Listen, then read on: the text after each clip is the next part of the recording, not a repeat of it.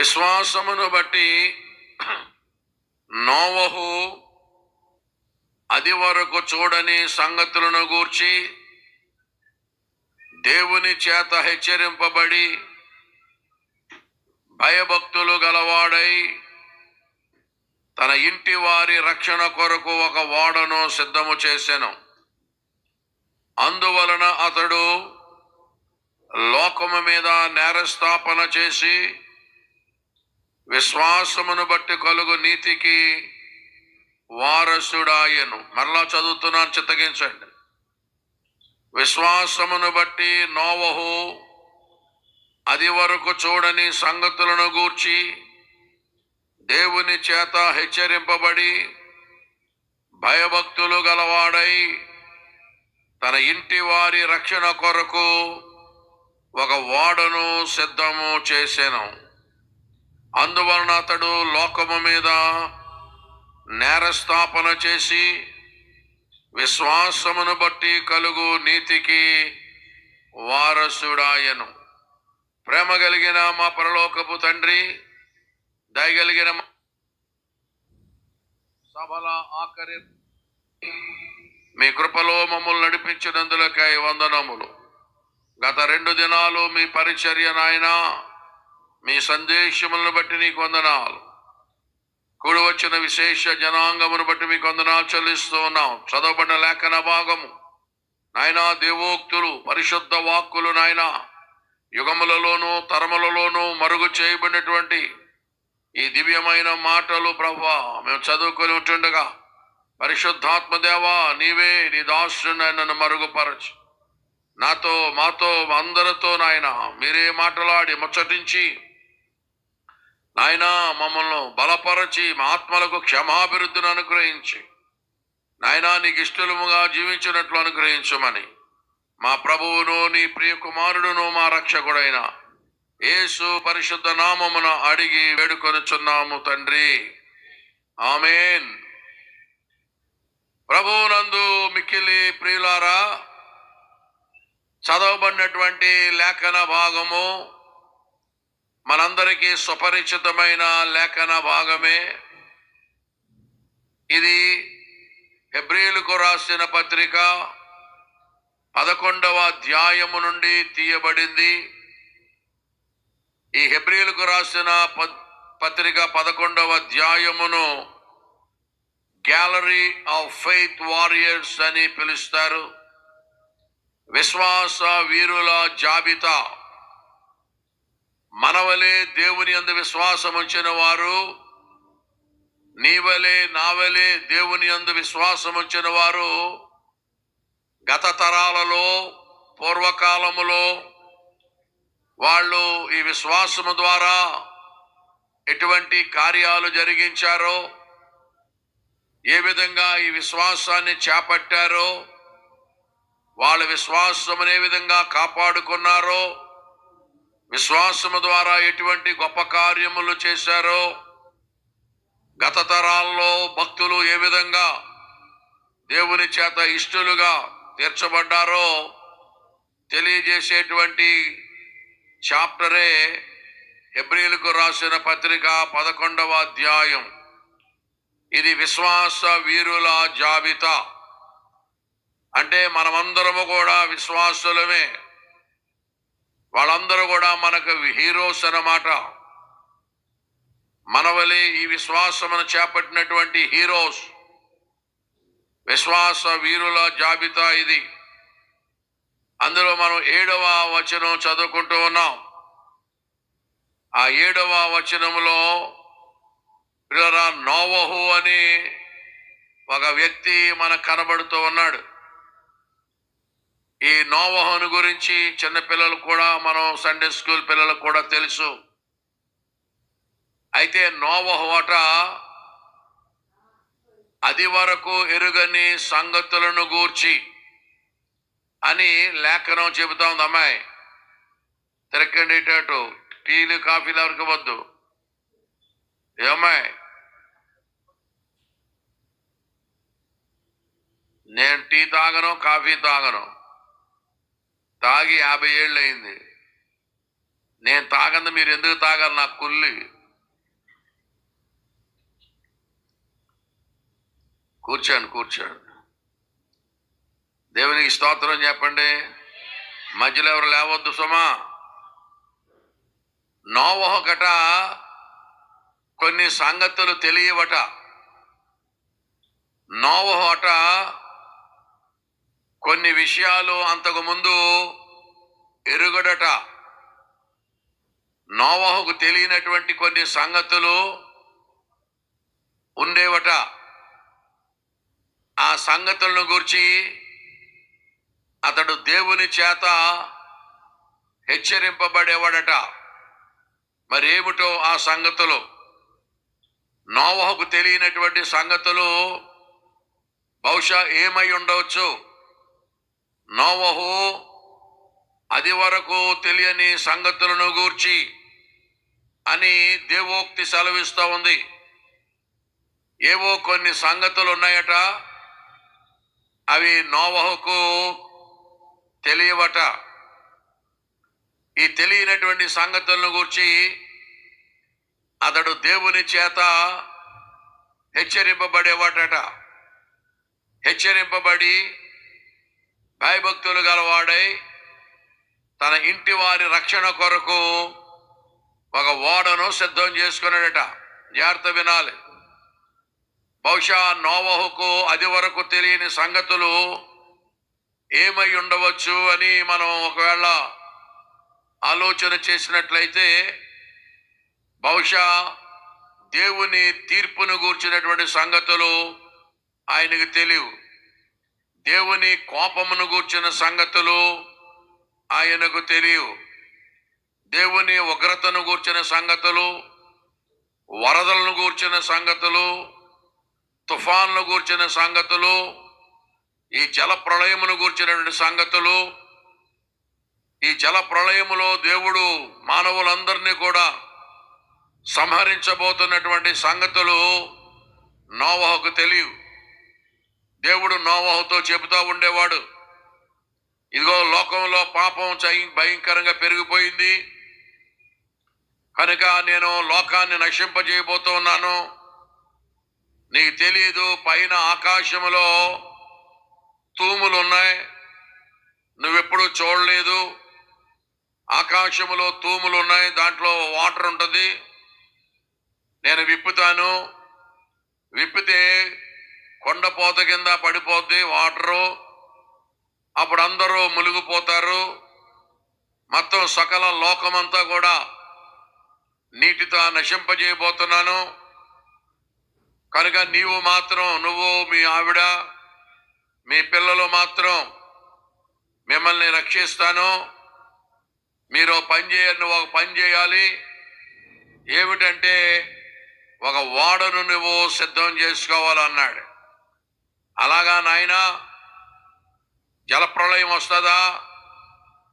నీటి ద్వారా మనుషులను ముంచేస్తావా? పైన తూములున్నాయా? అవునా తండ్రి. అయితే మేము మాత్రమే నీ కృపలో, నీ దయలో మేము రక్షణ పొందుతామన్నమాట.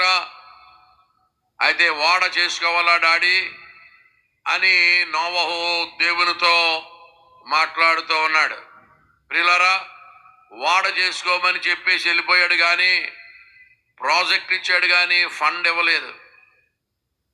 ఎన్ని అంతస్తులు కట్టాలో చెప్పాడు, ఏ చెక్క వాడాలో చెప్పాడు, ఏమండి ఎక్కడ కిటికీ పెట్టాలో, ఎన్ని తలుపులు పెట్టాలో చెప్పాడు, కీలు ఎలా పొయ్యాలో చెప్పాడు.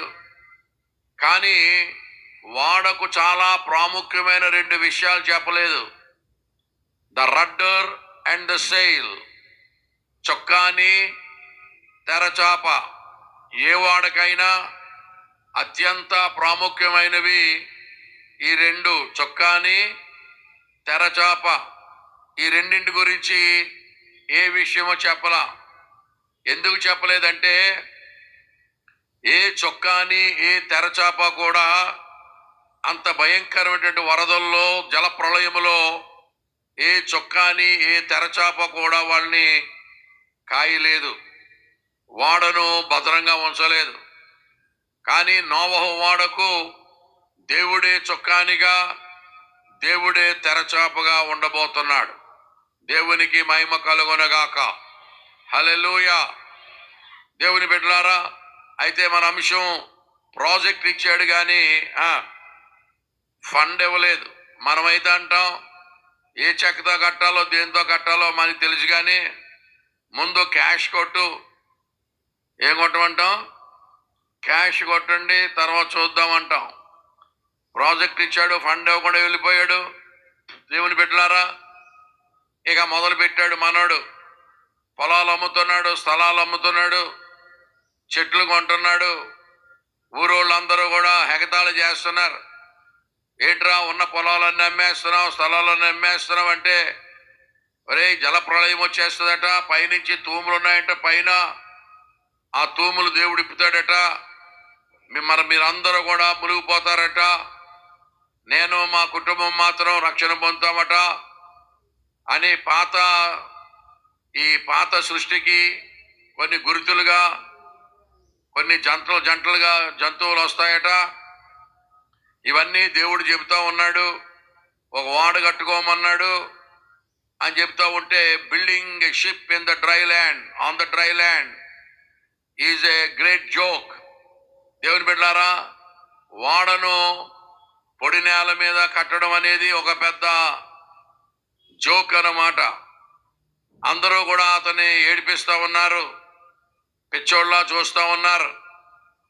మనమందరం చచ్చిపోతామంట, ఈడొక్కడే బ్రతుకుతాడట, దేవుడు చెప్పాడట, ఈడు వాడగడుతున్నాడని అందరూ కూడా అతన్ని ఏదోలా అనుకునేవారట, పిచ్చోడు అనుకునేవారట.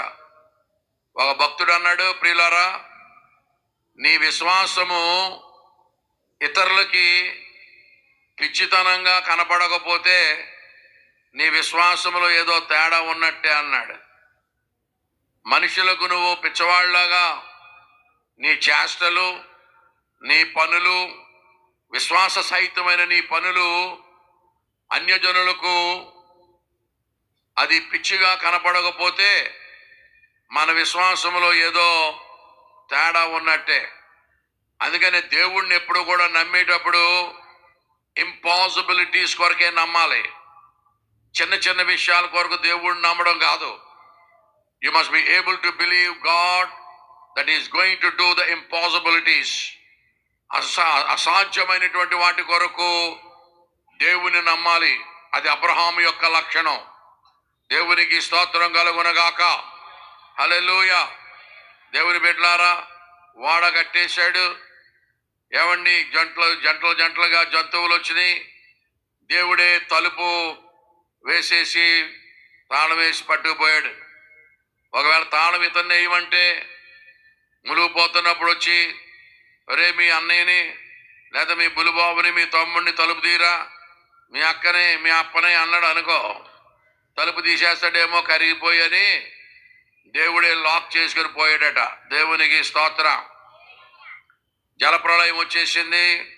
చిలికి గానివాన, తుఫాను, హుద్దుద్దు, తర్వాత జలప్రళయం, మొత్తం అంతా మునిగిపోయారు. ఏమండి, వాడ అరారాత కొండల మీద ఆగింది.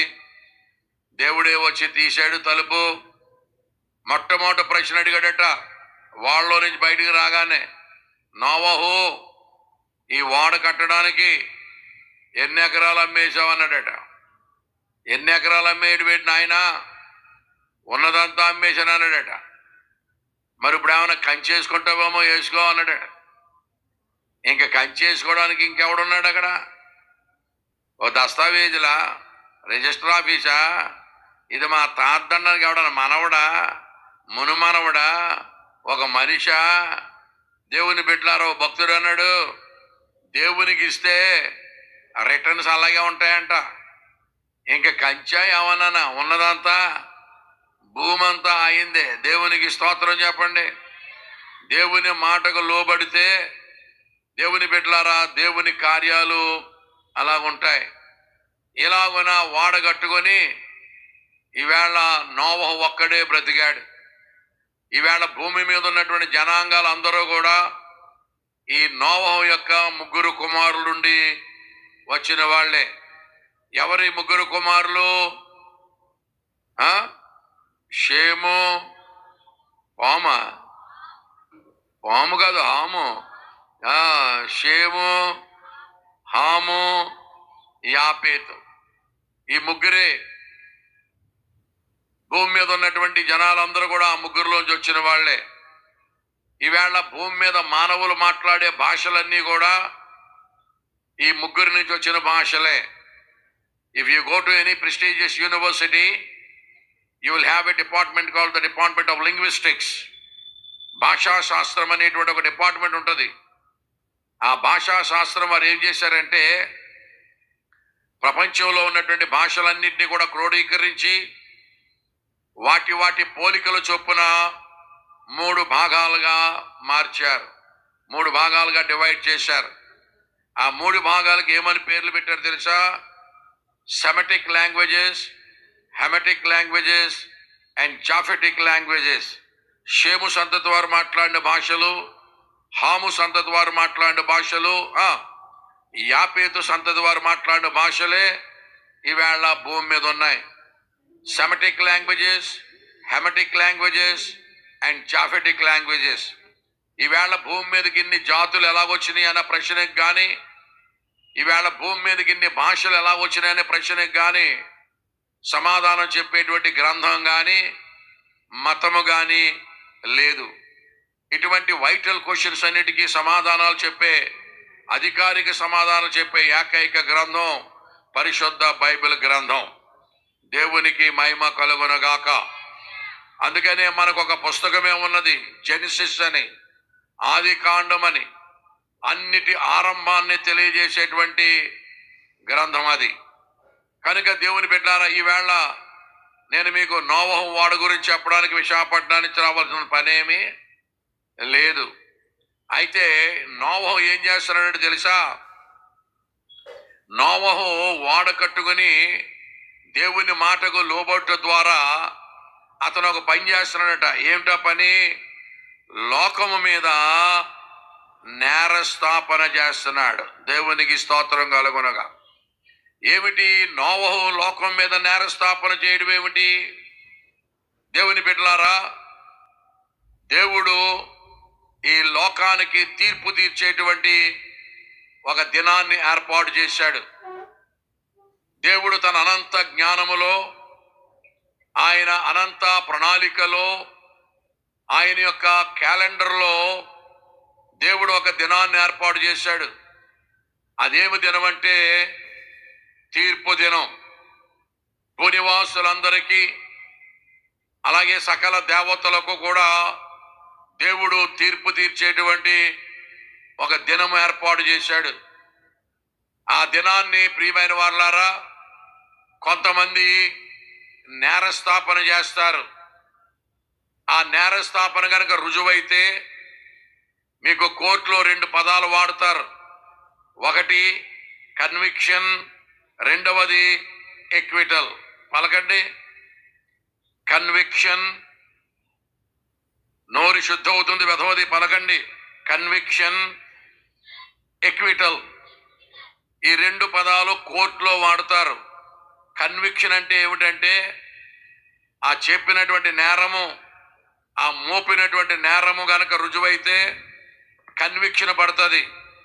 కన్విక్షన్ అంటే శిక్ష. ఆ నేరస్థాపన రుజువు కాకపోతే, ఆ నేరారోపణ రుజువు కాకపోతే వారికి ఎక్విటల్ అంటారు. అంటే కేసు కొట్టేస్తారు. దేవునికి స్తోత్రం చెప్పండి ఒకసారి. దేవుడు లోకానికి ఏమి నియమించాడు? ఒక తీర్పు దినం నియమించాడు.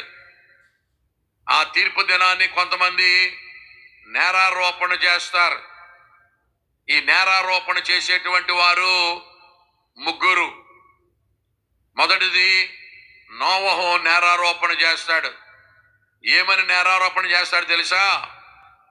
ఎవర్రా, నేను మీలాంటి వాణ్ణే, మీ ఊళ్ళోనే పుట్టాను, మీ మధ్య పెరిగాను, మీ జాతిలోనే పుట్టాను, నేనును మీ వంటి వాడనే, మీ బళ్ళోనే చదువుకున్నాను, మీరు మేము ఒకటే. నేను నమ్మగా లేంది నేను నమ్మి సమస్తము అమ్మి నేనేం కట్టాను? ఏం కట్టానండి? నేను అమ్మి నమ్మి సమస్తము అమ్మి నేను ఒక ఓడను సిద్ధం చేసుకున్నాను. నేను ఎక్కడి నుంచైనా పైనుంచి ఊడిపడ్డవాడినా? నేను ఎక్కడి నుంచైనా గ్రహాంతరం వాసినా? లేకపోతే ఇంకేదైనా జీవినా? నేను మీ వంటి స్వభావం గల మనుషుణ్ణే. మీ మధ్య పుట్టి పీకిలాగా పెరిగాను. మీ బళ్ళోనే చదువుకున్నాను. మీ మధ్య సంచరించాను. మీలాంటి వాడిని నేను నమ్మగా మీకు నమ్మకపోవడానికి మీకు ఏంటి మాయ రోగం? కొవ్వు కాకపోతే, గర్విష్ఠులు కాకపోతే, అహంకారులు కాకపోతే ఎవడైనా దేవుని మాట కాదంటారా? నేను దేవుని మాట నమ్మాను. ప్రియులారా, సృష్టింపబడిన వాడు సృష్టికర్త మాట వినకపోవడం, సృష్టింపబడినటువంటి వాడు సృష్టికర్తను నమ్మకపోవడం పెద్ద క్రైమ్. అది మామూలు నేరం కాదు, ఇది మహాపాతకం. సృష్టికర్తను సృజింపబడిన వాడు నమ్మకపోవడం అనేది చాలా ఘోరమైనటువంటి పాపం. నేను మీ వంటి వాడిని పోనీ ఎక్కడి నుంచో వేరే ప్రాంతం నుంచి వచ్చిన వాడిని అయితే వాడు నమ్మాడు. వాడు మైండ్ సెట్ వేరు, మన మైండ్ సెట్ వేరు. వాడు బతికినటువంటి బ్యాక్గ్రౌండ్ వేరు, మన బ్యాక్గ్రౌండ్ వేరు. వాడికి నమ్మడానికి అవకాశాలు ఉన్నాయి, మనకి నమ్మడానికి అవకాశం లేదనుకోవడానికి నేను మీ వంటి వాడినే అని ఈ నమ్మినటువంటి నోవహు విశ్వాసమును బట్టి తనకు కలిగిన నీతిని బట్టి విశ్వసింపని వారి మీదకి ఏం చేస్తారనట? నేరారోపణ చేస్తారు. జాగ్రత్త వినండి. ఒక ప్రిన్సిపల్ ఏమిటంటే బైబిల్లో మనము విశ్వసించుట ఈజ్ ఈక్వల్ టు విశ్వసించిన వాడి మీద మనం కేసు పెట్టుట. నువ్వు నమ్మావంటే అర్థం ఏంటంటే మీ ఇంటి పక్కోడి మీద నువ్వు కేసు పెడుతున్నావు అన్నమాట. మనకి యేసు, అవతలోడికి కేసు. మనం నమ్మడం వలన అవతలోడికి డేంజరు, నమ్మనోడికి ప్రమాదం.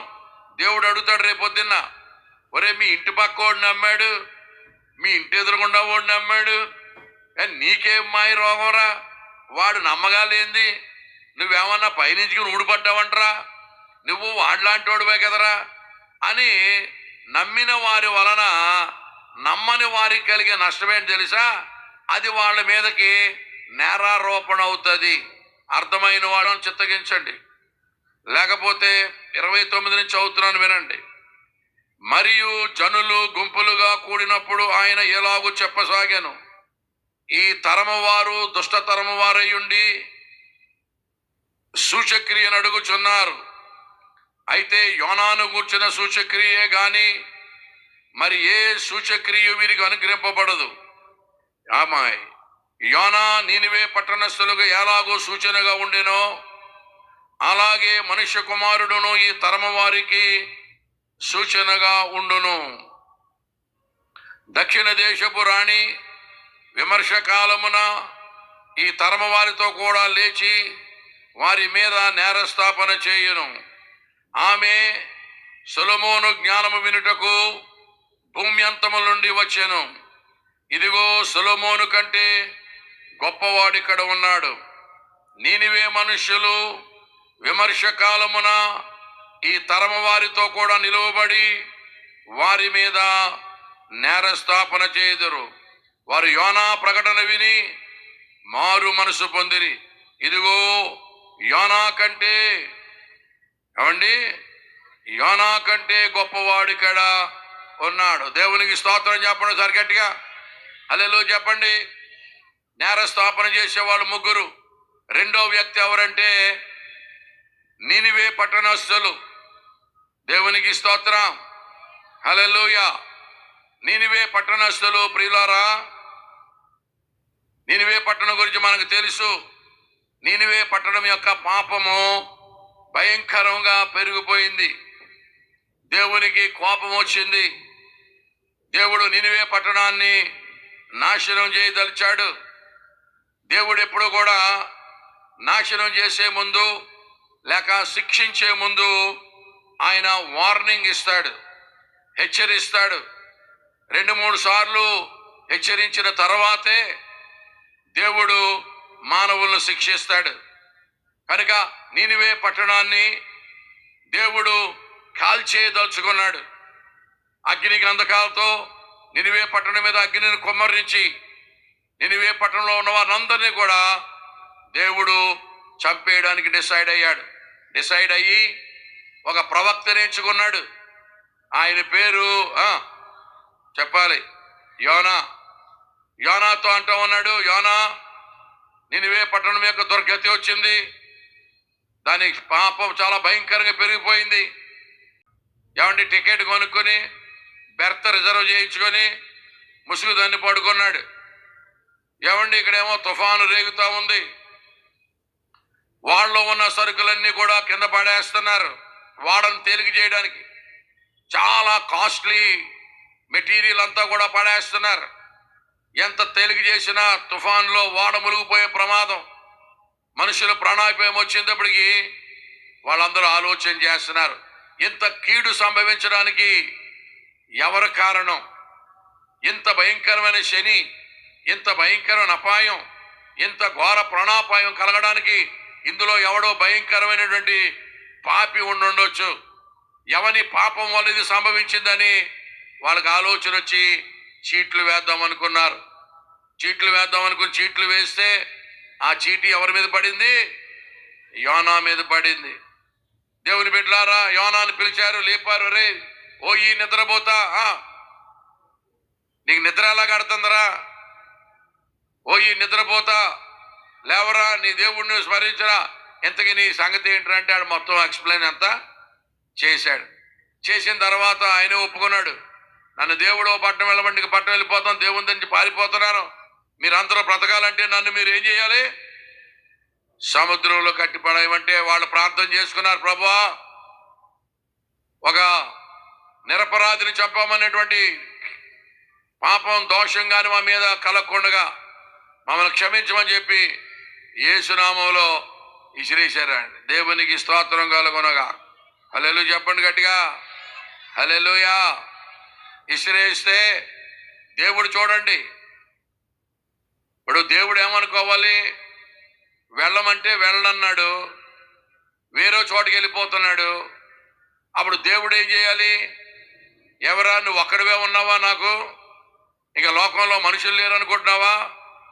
లేదా ప్రవక్తలు లేరు అనుకుంటున్నావా? నా మాట వినేవాళ్ళు లేరు అనుకుంటున్నావా? నువ్వు కాకపోతే ఇంకొకడు రా, నువ్వు కాకపోతే ఇంకొకడు అని దేవుడు అనలా. ఈయన్నే నానా తిప్పలు చెట్టించి తుఫాన్ రప్పించి ఆయన ఇసిరించేసి అందులో కక్కి మింగించి, ఏమండి కక్కించి ఆయన్నే పంపుతున్నాడు. నేను ఎల్లన మొర్రు అన్నవాడిని వదిలేసి నువ్వు కాకపోతే ఇంకొకడు రా అన్నా, ఇంకొకడిని ఎన్నుకోకుండా దేవుడు ఎందుకు యోనానే ఎన్నుకున్నాడు అన్నది మీరు తెలుసుకోవాలనుకున్నారు అనుకోండి, మళ్ళా మీటింగ్లు పెట్టుకోవాలి. దేవునికి స్తోత్రం చెప్పండి గట్టిగా, హల్లెలూయా, హల్లెలూయా. ప్రియమైన వారులారా, చేపకు ఆజ్ఞాపించాడు, ఇదిగో పాస్టర్ గారు వేస్తున్నావు, నువ్వు మింగకమ్మ, బొగ్గనెట్టుకునుండు, కొరక్కు, నవలకు సొమ, పన్ను కూడా తగలకూడదు. పాస్టర్ గారు అయినా పన్ను గిన్నె గీసుకుందంటే మళ్ళీ టెటనస్ వస్తుంది అంటే చెప్పినట్టు చేప జాగ్రత్తగా విన్నదట. ఇసిరేయగానే చేప ఎవరిని మింగేసింది? యోనాను మింగేసుకుని బొగ్గనెట్టుకు తిరుగుతుంది. ఓసారి డిజిఎస్ దినకరన్ గారు రాశారు, డిజిఎస్ దినకరన్ గారు పరలోకం వెళ్ళారట.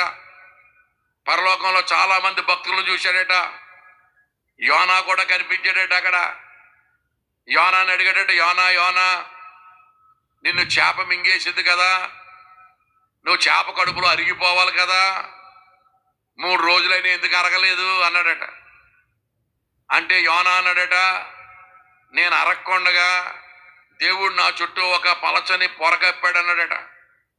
దేవునికి స్తోత్రం కలుగునుగాక. యోనా కనిపించాడట, దినకరన్ గారు మాట్లాడాడట. దేవుని బిడ్డారా, చేప మనిషిని మింగేయడం ఏమిటి? మింగేసిన మనిషిని మళ్ళీ 3 రోజుల తర్వాత అక్కడం ఏంటి? ఆడు బతికుండడం ఏంటి? ఏమండి, మనిషి నీటిలో అంతసేపు ఉండగలడా? చేప అయితే ఉండగలదు కానీ మనిషి బతకగలడా? దేవుని బిడ్డలారా, బిల్లి గ్రామ్ గారిని అడిగారట, ఏమయ్యా చదువుకున్న వాళ్ళలాగున్నావు, చేప మనిషిని మింగేసిందంటే నమ్ముతున్నావట కదా నువ్వు, నీకేమైనా కామన్ సెన్స్ ఉందా అని అడిగారట.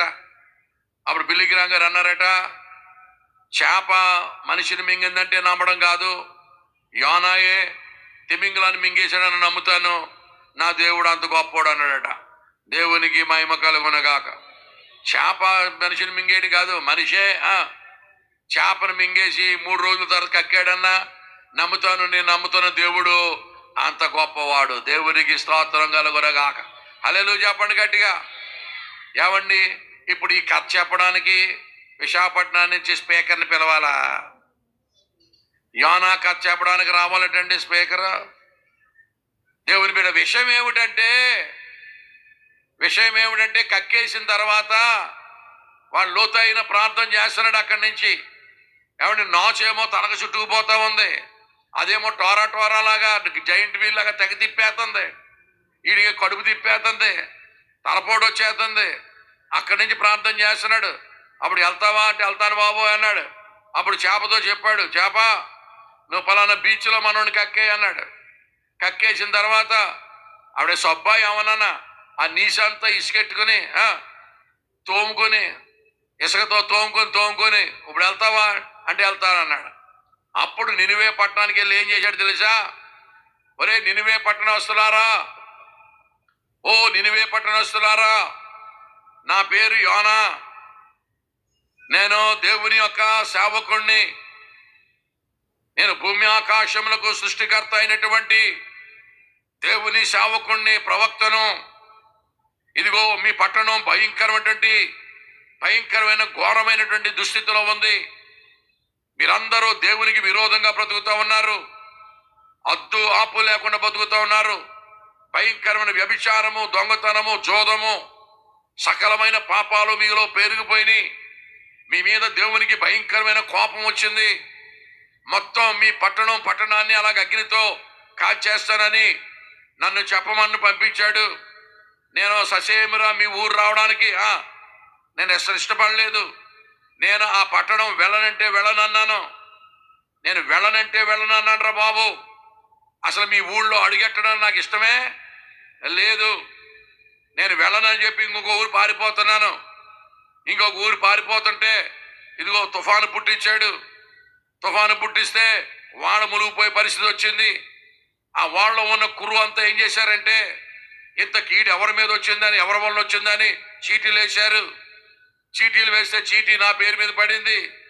మరి బాబు నువ్వు ఎవడవు, నీ సంగతి ఏంటి చెప్పండి. ఈ సంగతి అంతా చెప్పాను. అప్పుడు మరి మా కీడు తొలగిపోవాలంటే, ఈ యొక్క తుఫాను ఆగాలంటే ఏం చేయాలంటే నన్ను కట్టి సముద్రంలో పడేయమన్నాను. వాళ్ళు నన్ను చేతులు కాళ్ళు పెట్టి సముద్రంలో విసిరేశారు. నన్ను ఒక చేప మింగేసింది. దేవుడు చేపకు ఆజ్ఞాపించాడట. నేను వచ్చేటప్పటికి అక్కడ ఉంది ఆల్రెడీ నోరు తెరుచుకుని, ఇలా ఇసిరేసరిగానే నోట్లోకి వెళ్ళిపోయాను. అది 3 రోజులు నన్ను మింగకుండగా అలాగే పట్టుకుని తిప్పింది.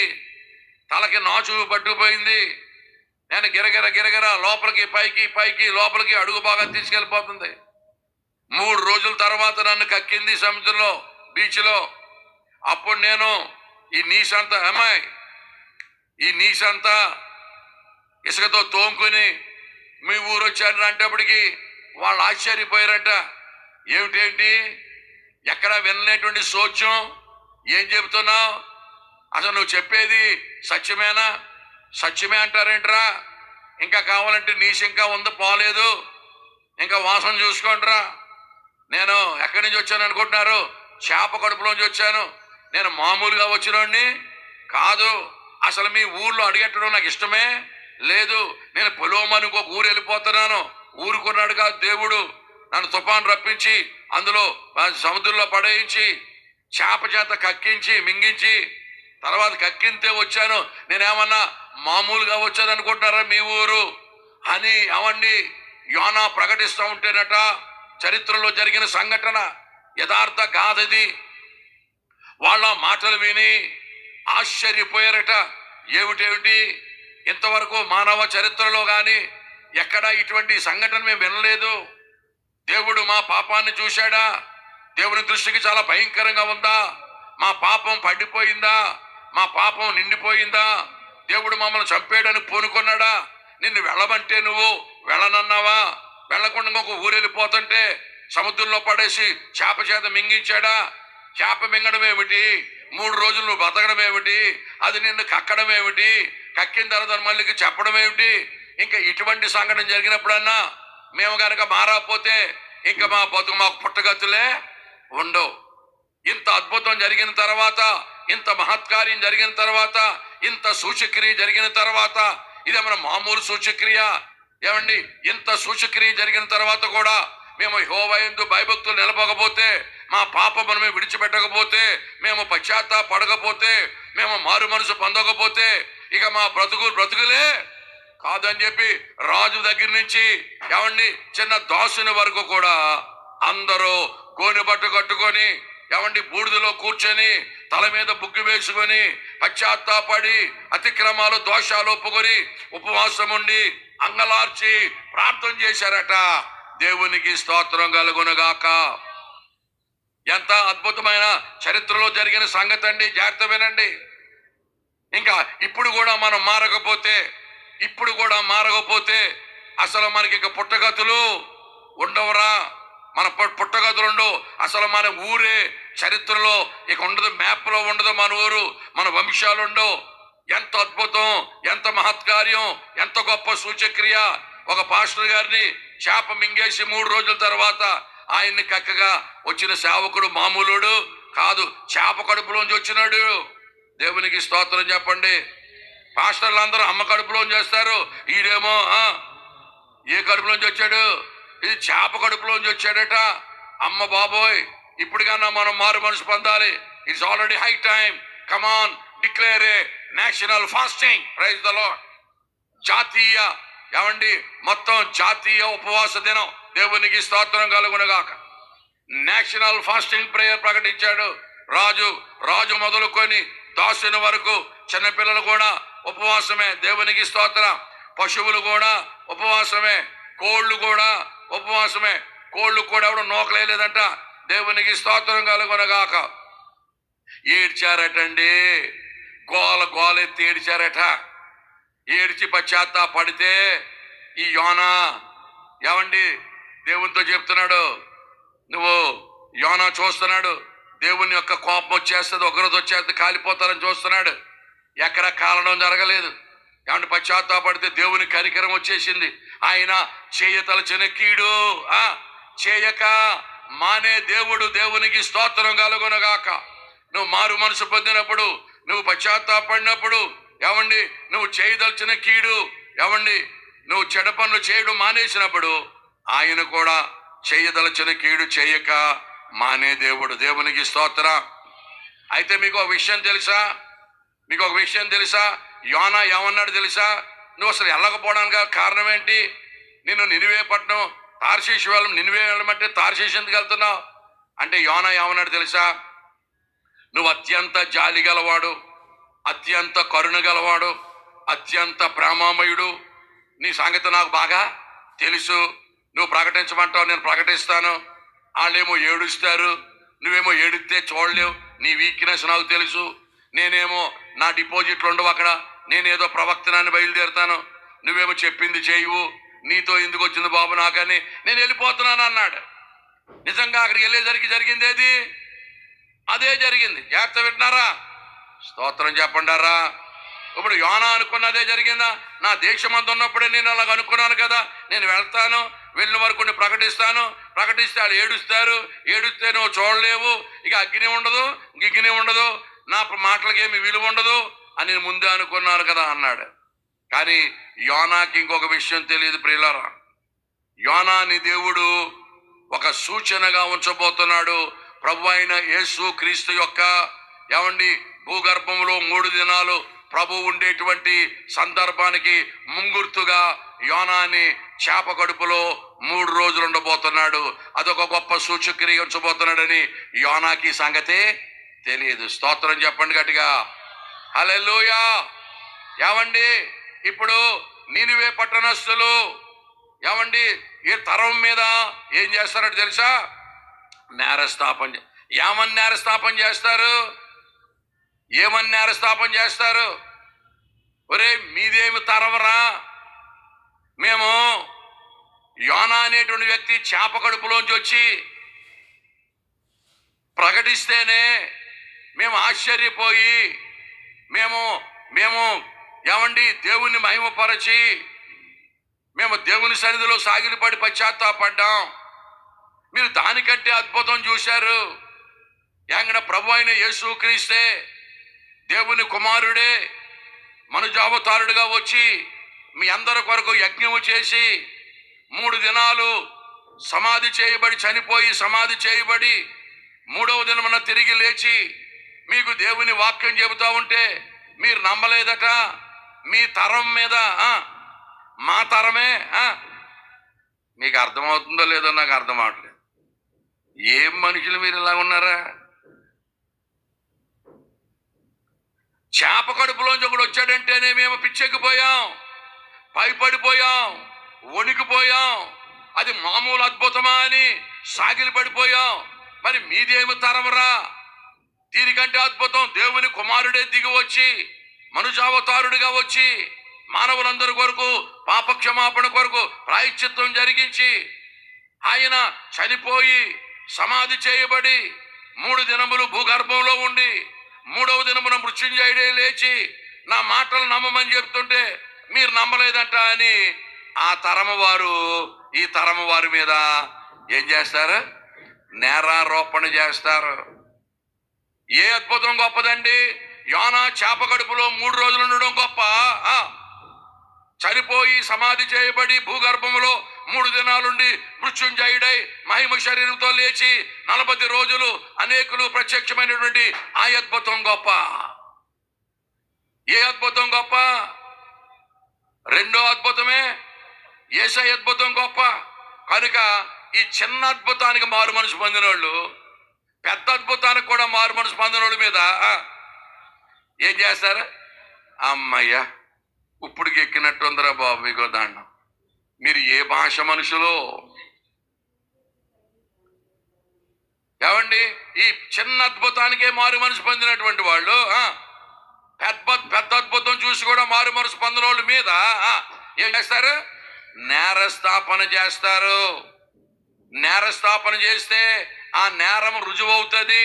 నేరం రుజువైతే ఈ సింహాసనం మీద కూర్చున్న ఆయన, లోకానికి తీర్పు తీర్చే ఆయన, ఆ నేరమును బట్టి ఏం చేస్తాడు? కన్విక్షన్, ఎక్విటలా. కన్విక్షన్ పడుతుంది, నీకు శిక్ష పడుతుంది. ఆ శిక్ష నిత్యనాశనము. అది అగ్నిగుండం. ఆ శిక్ష చిన్న మాట అనుకుంటున్నావా? మేము చిన్న విషయానికే సాగిలి పడిపోయాము. ఇదేమి తరం అండి? ఇదేమి గర్విష్ఠుల తరం ఇది? ఎంత మొండివారి తరం ఇది? ఎంత అహంకారుల తరం ఇది? ఎంత బుద్ధి లేని వారి తరం ఇది? ఎంత కఠినుల తరం ఇది? మీరు శిక్షకు పాత్రులు కారా అని వాళ్ళు నేరారోపణ చేస్తారు. దేవునికి స్తోత్రం చెప్పండి, హల్లెలూయా. నేరస్థాపన చేసేవాళ్ళు ఎంతమంది? మొదటివాడు నోవహు. ఏమని నేరస్థాపన చేస్తాడు నోవహు?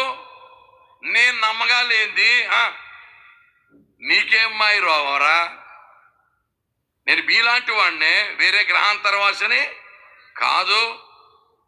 నేను నమ్మి నాకున్నదంతా అమ్మి నేను దేవుని మాటకు భయపడి ఇన్ని సంవత్సరాలు ఏమండి మీకు ప్రకటించి మీ ఎదురుగుండగా కడతా ఉంటే ఒక్కడు కూడా చీమ కొట్టలేదురా వెధవల్లారా అని నోవహు నేరస్థాపన చేస్తాడు. ఆఫ్టర్ ఆల్ చేప కడుపులోంచి వచ్చానని చెబితేనే మేము పశ్చాత్తాపడ్డాం కనుక మీరు భూగర్భంలో మనుష్య కుమారుడు 3 రోజులుండి లేచినా మీరు నమ్మలేదని కనుక మీరు ఎంతైనా శిక్షకు పాత్రులని నేరారోపణ చేస్తారు. అండ్ మరి ఇంకొక ఆవిడ ఎవరు తెలుసా? ఇంకొక ఆవిడ ఎవరండి? నేరస్థాపన చేసే ఆవిడ షేబా దేశపు రాణి. ఈ షేబా దేశపు రాణి సొలొమోను జ్ఞానం గురించి విన్నదట. ఆమె భూమి అంతముల నుండి వచ్చిందట. సొలొమోను రాజు యొక్క జ్ఞానము, ఏమండి అమ్మాయి, సొలొమోను యొక్క జ్ఞానము ప్రపంచ వ్యాప్తంగా పేరెళ్ళిపోయాడు. ఆయన దేవుడు ప్రత్యక్షమై సొలొమోను అడిగాడు, నీకేం కావాలని. సొలొమోను అడిగితే ఏం చెప్పాడు? నాకు జ్ఞానం కావాలన్నాడు. దేవుడు కూడా సంతోషించి, నువ్వు నీ శత్రువుల ప్రాణమునైనను దీర్ఘాయుషునైనను ఐశ్వర్యమునైనను అడగక నువ్వు జ్ఞానం అడిగావు కనుక నీకేమిస్తున్నాను? జ్ఞానముతో పాటు ఇవన్నిటి కూడా మీకు అనుగ్రహిస్తున్నాను అన్నాడు. ఏమండి, ఇంతవరకు భూమి మీద సొలొమోను అంత జ్ఞాని లేడు. ఆయన టచ్ అయినటువంటి అంశము లేదు. సొలొమోను ఎంత తెలివి గలవాడో రిచర్డ్ ఉన్బ్రాండ్ గారు ఒక చిన్న ఎగ్జాంపుల్ రాశారు. బహుశా మీకు తెలిసి ఉంటుంది. సొలొమోను జ్ఞానమును గురించి రిచర్డ్ ఉన్బ్రాండ్ గారు ఒక చిన్న ఎగ్జాంపుల్ రాశారు. ఏంటంటే, ఒకసారి దావీదట ఒక కంసాలతను పిలిచాడట. ఒక కంసాలతను పిలిచి, నువ్వు అద్భుతమైనటువంటి ఉంగరం తయారు చేయాలి, బంగారు ఉంగరం తయారు చేయాలి. అది ఎంత అందంగా ఉండాలంటే చక్కటి నగిషీ పనితో నువ్వు చేయాలి. ఎంత అందంగా ఉండాలంటే ఎంత దుఃఖములో ఆ ఉంగరాన్ని చూసినా దుఃఖమంతా పోయి ఆనందం వచ్చేయాలన్నాడట. చేస్తాను రాజా, తమ రాజ్ఞ మేర చేస్తాను రాజా అంటే రాజుగారు అన్నాడట, నువ్వు సగమే విన్నావు అబ్బాయి, మిగిలిన సగం విన్నాడట. మళ్ళీ అదే ఉంగరాన్ని మంచి ఆనందంలో ఉండగా చూస్తే దుఃఖం వచ్చేయాలన్నాడట. వీడికి బుర్రపాడైపోయిందట. రాజా, తమరు చెప్పినట్లు ఎవరు చేయలేరు. ఎంత దుఃఖంలో ఉన్నా ఆ ఉంగరాన్ని చూస్తే ఆనందం వచ్చేసేటట్టు చేయగలను, కానీ మళ్ళీ అదే ఉంగరాన్ని మంచి ఆనందంలో ఉండగా చూస్తే ఏడుపు వచ్చేసేటట్టు నేను చేయలేను రాజా, అది ఏ కంసాలి తరము కాదన్నాడట. అప్పుడు రాజుగారు అన్నారట, నీకు 10 రోజులు టైం ఇచ్చాను, నువ్వు అటువంటి ఉంగరం చేసుకురాకపోతే నీవు నీ కుటుంబము తుత్తునీయులుగా చేయబడతారన్నాడట. ఇంక నెత్తి మీద కొట్టేసుకుని గోలెత్తుకుంటూ వచ్చేస్తున్నాడట, ఏడ్చుకుంటూ వచ్చేస్తున్నాడు. అయిపోయింది మా కుటుంబం, రాజుగారి పని, రాజుగారి నోట మాట వచ్చిందంటే జరుగుతుంది అని గోలెత్తుకుంటూ వచ్చేస్తుంటే చిన్నపిల్లోడు ఆడుకుంటున్నాడంట సొలొమోను కోర్టు యార్డ్లో. ఆ కోర్టు ప్రాంగణాల్లో చిన్నపిల్లోడు, ఎవరు? చిన్నపిల్లోడు సొలొమోను ఆడుకుంటున్నాడట. ఆడుకుంటుంటే ఆ ఏడుపు గుర్తు ఏడుపిన్నాడట. అలా ఎక్కెక్కి ఏడు చేస్తుంటే పరిగెత్తి వెళ్ళి, అంకులు అంకులు ఏమైంది ఏమైంది, ఎందుకు అలా ఏడు చేస్తున్నావు, ఏమైంది అంకులు అంకులు అంటే అన్నాడట. ఏమవడం ఏంట్రా, మీ నాన్న ఇలా చెప్పాడు బాబు, ఓ మంచి ఉంగరం తయారు చేయాలంట, ఎంత దుఃఖంలో ఉన్న దాన్ని చూస్తే ఆనందం వచ్చేయాలంట, చేస్తానా నన్ను. అలా కాదంట, మళ్ళీ అదే ఉంగరాన్ని మంచి ఆనందంగా ఉన్నప్పుడు చూస్తే దుఃఖం వచ్చేయాలంట. నాయన, మా కుటుంబం అంతా నాశనం అయిపోద్ది, మేము చచ్చిపోతాం నాయన అని ఏడుస్తుంటే సొలొమోను అన్నాడట, అంకుల్ దానికోసం ఏడుస్తావు ఎందుకు, చాలా సింపుల్ అంకుల్ అది.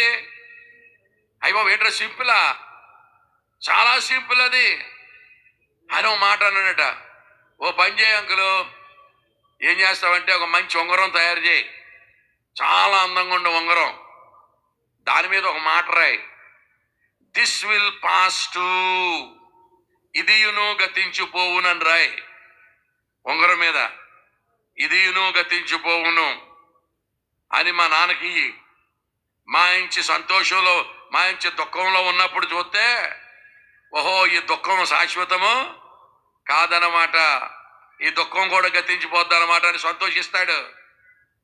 అదే మంది ఒక ఉంగరాన్ని మళ్ళా మంచి సంతోషంగా ఉన్నప్పుడు చూస్తే, ఓహో ఈ సంతోషం కూడా 3-4 ముచ్చటే అన్నమాట, ఎక్కువసేపు ఉండదు అనమాట అని దుఃఖం వచ్చేద్ది.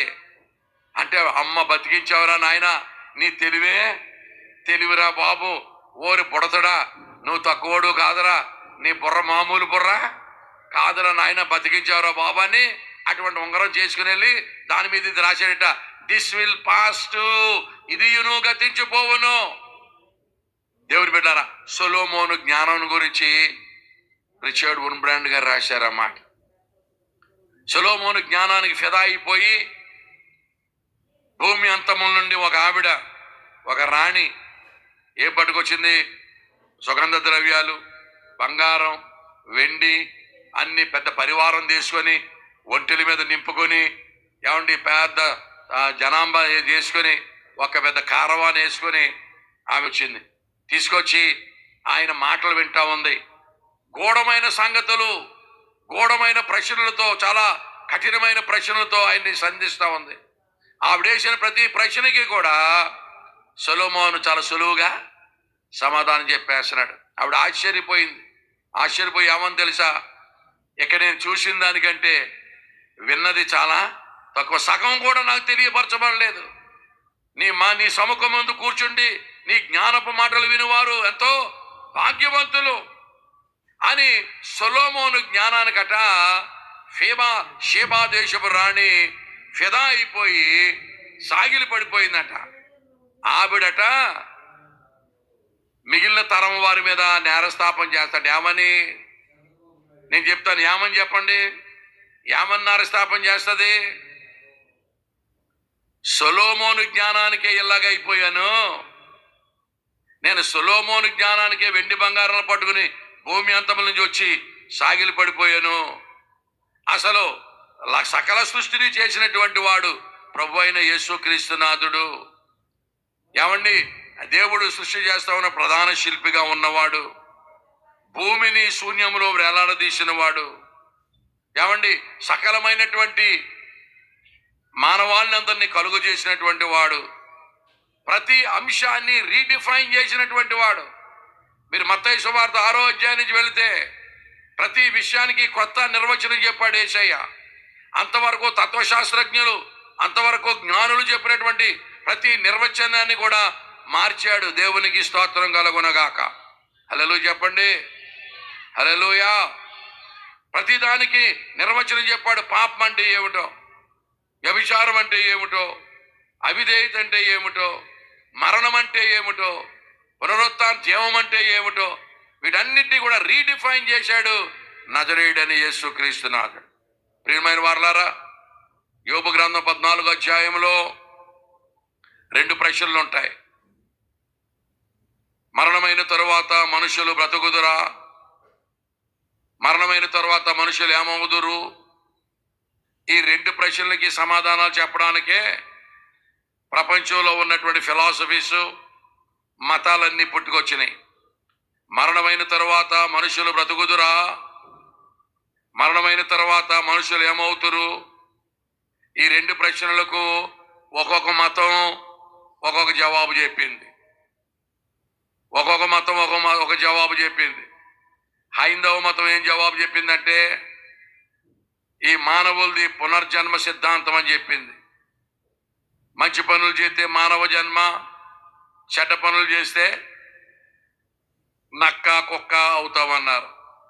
According to Hinduism, every birth is a rebirth. మానవులు జన్మలెత్తుతూ ఉంటారు అన్నారు. దానికి ఎక్కడ ప్రూఫ్ అనేటువంటిది లేదు.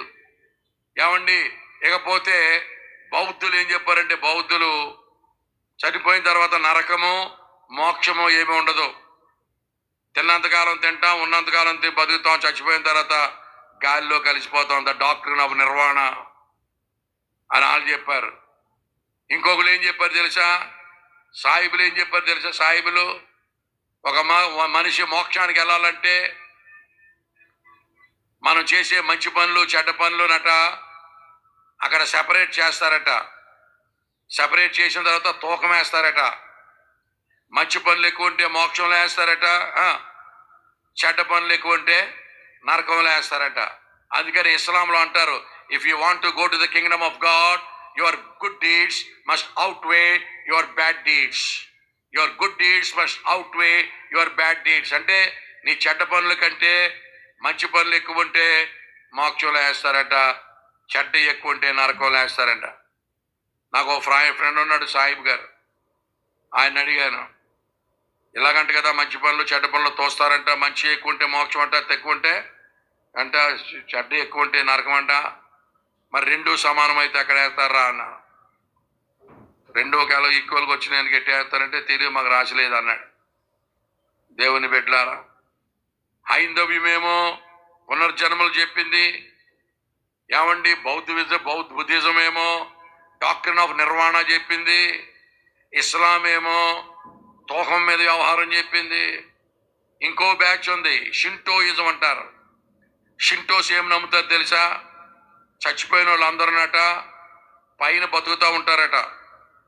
వాళ్ళకి మనలాగే పుస్తకాలు, ఇల్లు, బళ్ళు, మనకి ఎన్ని అక్కర్లు ఉంటాయో అవన్నీ వాళ్ళకు కూడా అవసరం ఉంటాయంట. వాళ్ళకి పైయోళ్ళకి కిందోళ్ళని ఇక్కడి నుంచి పంపిస్తారట.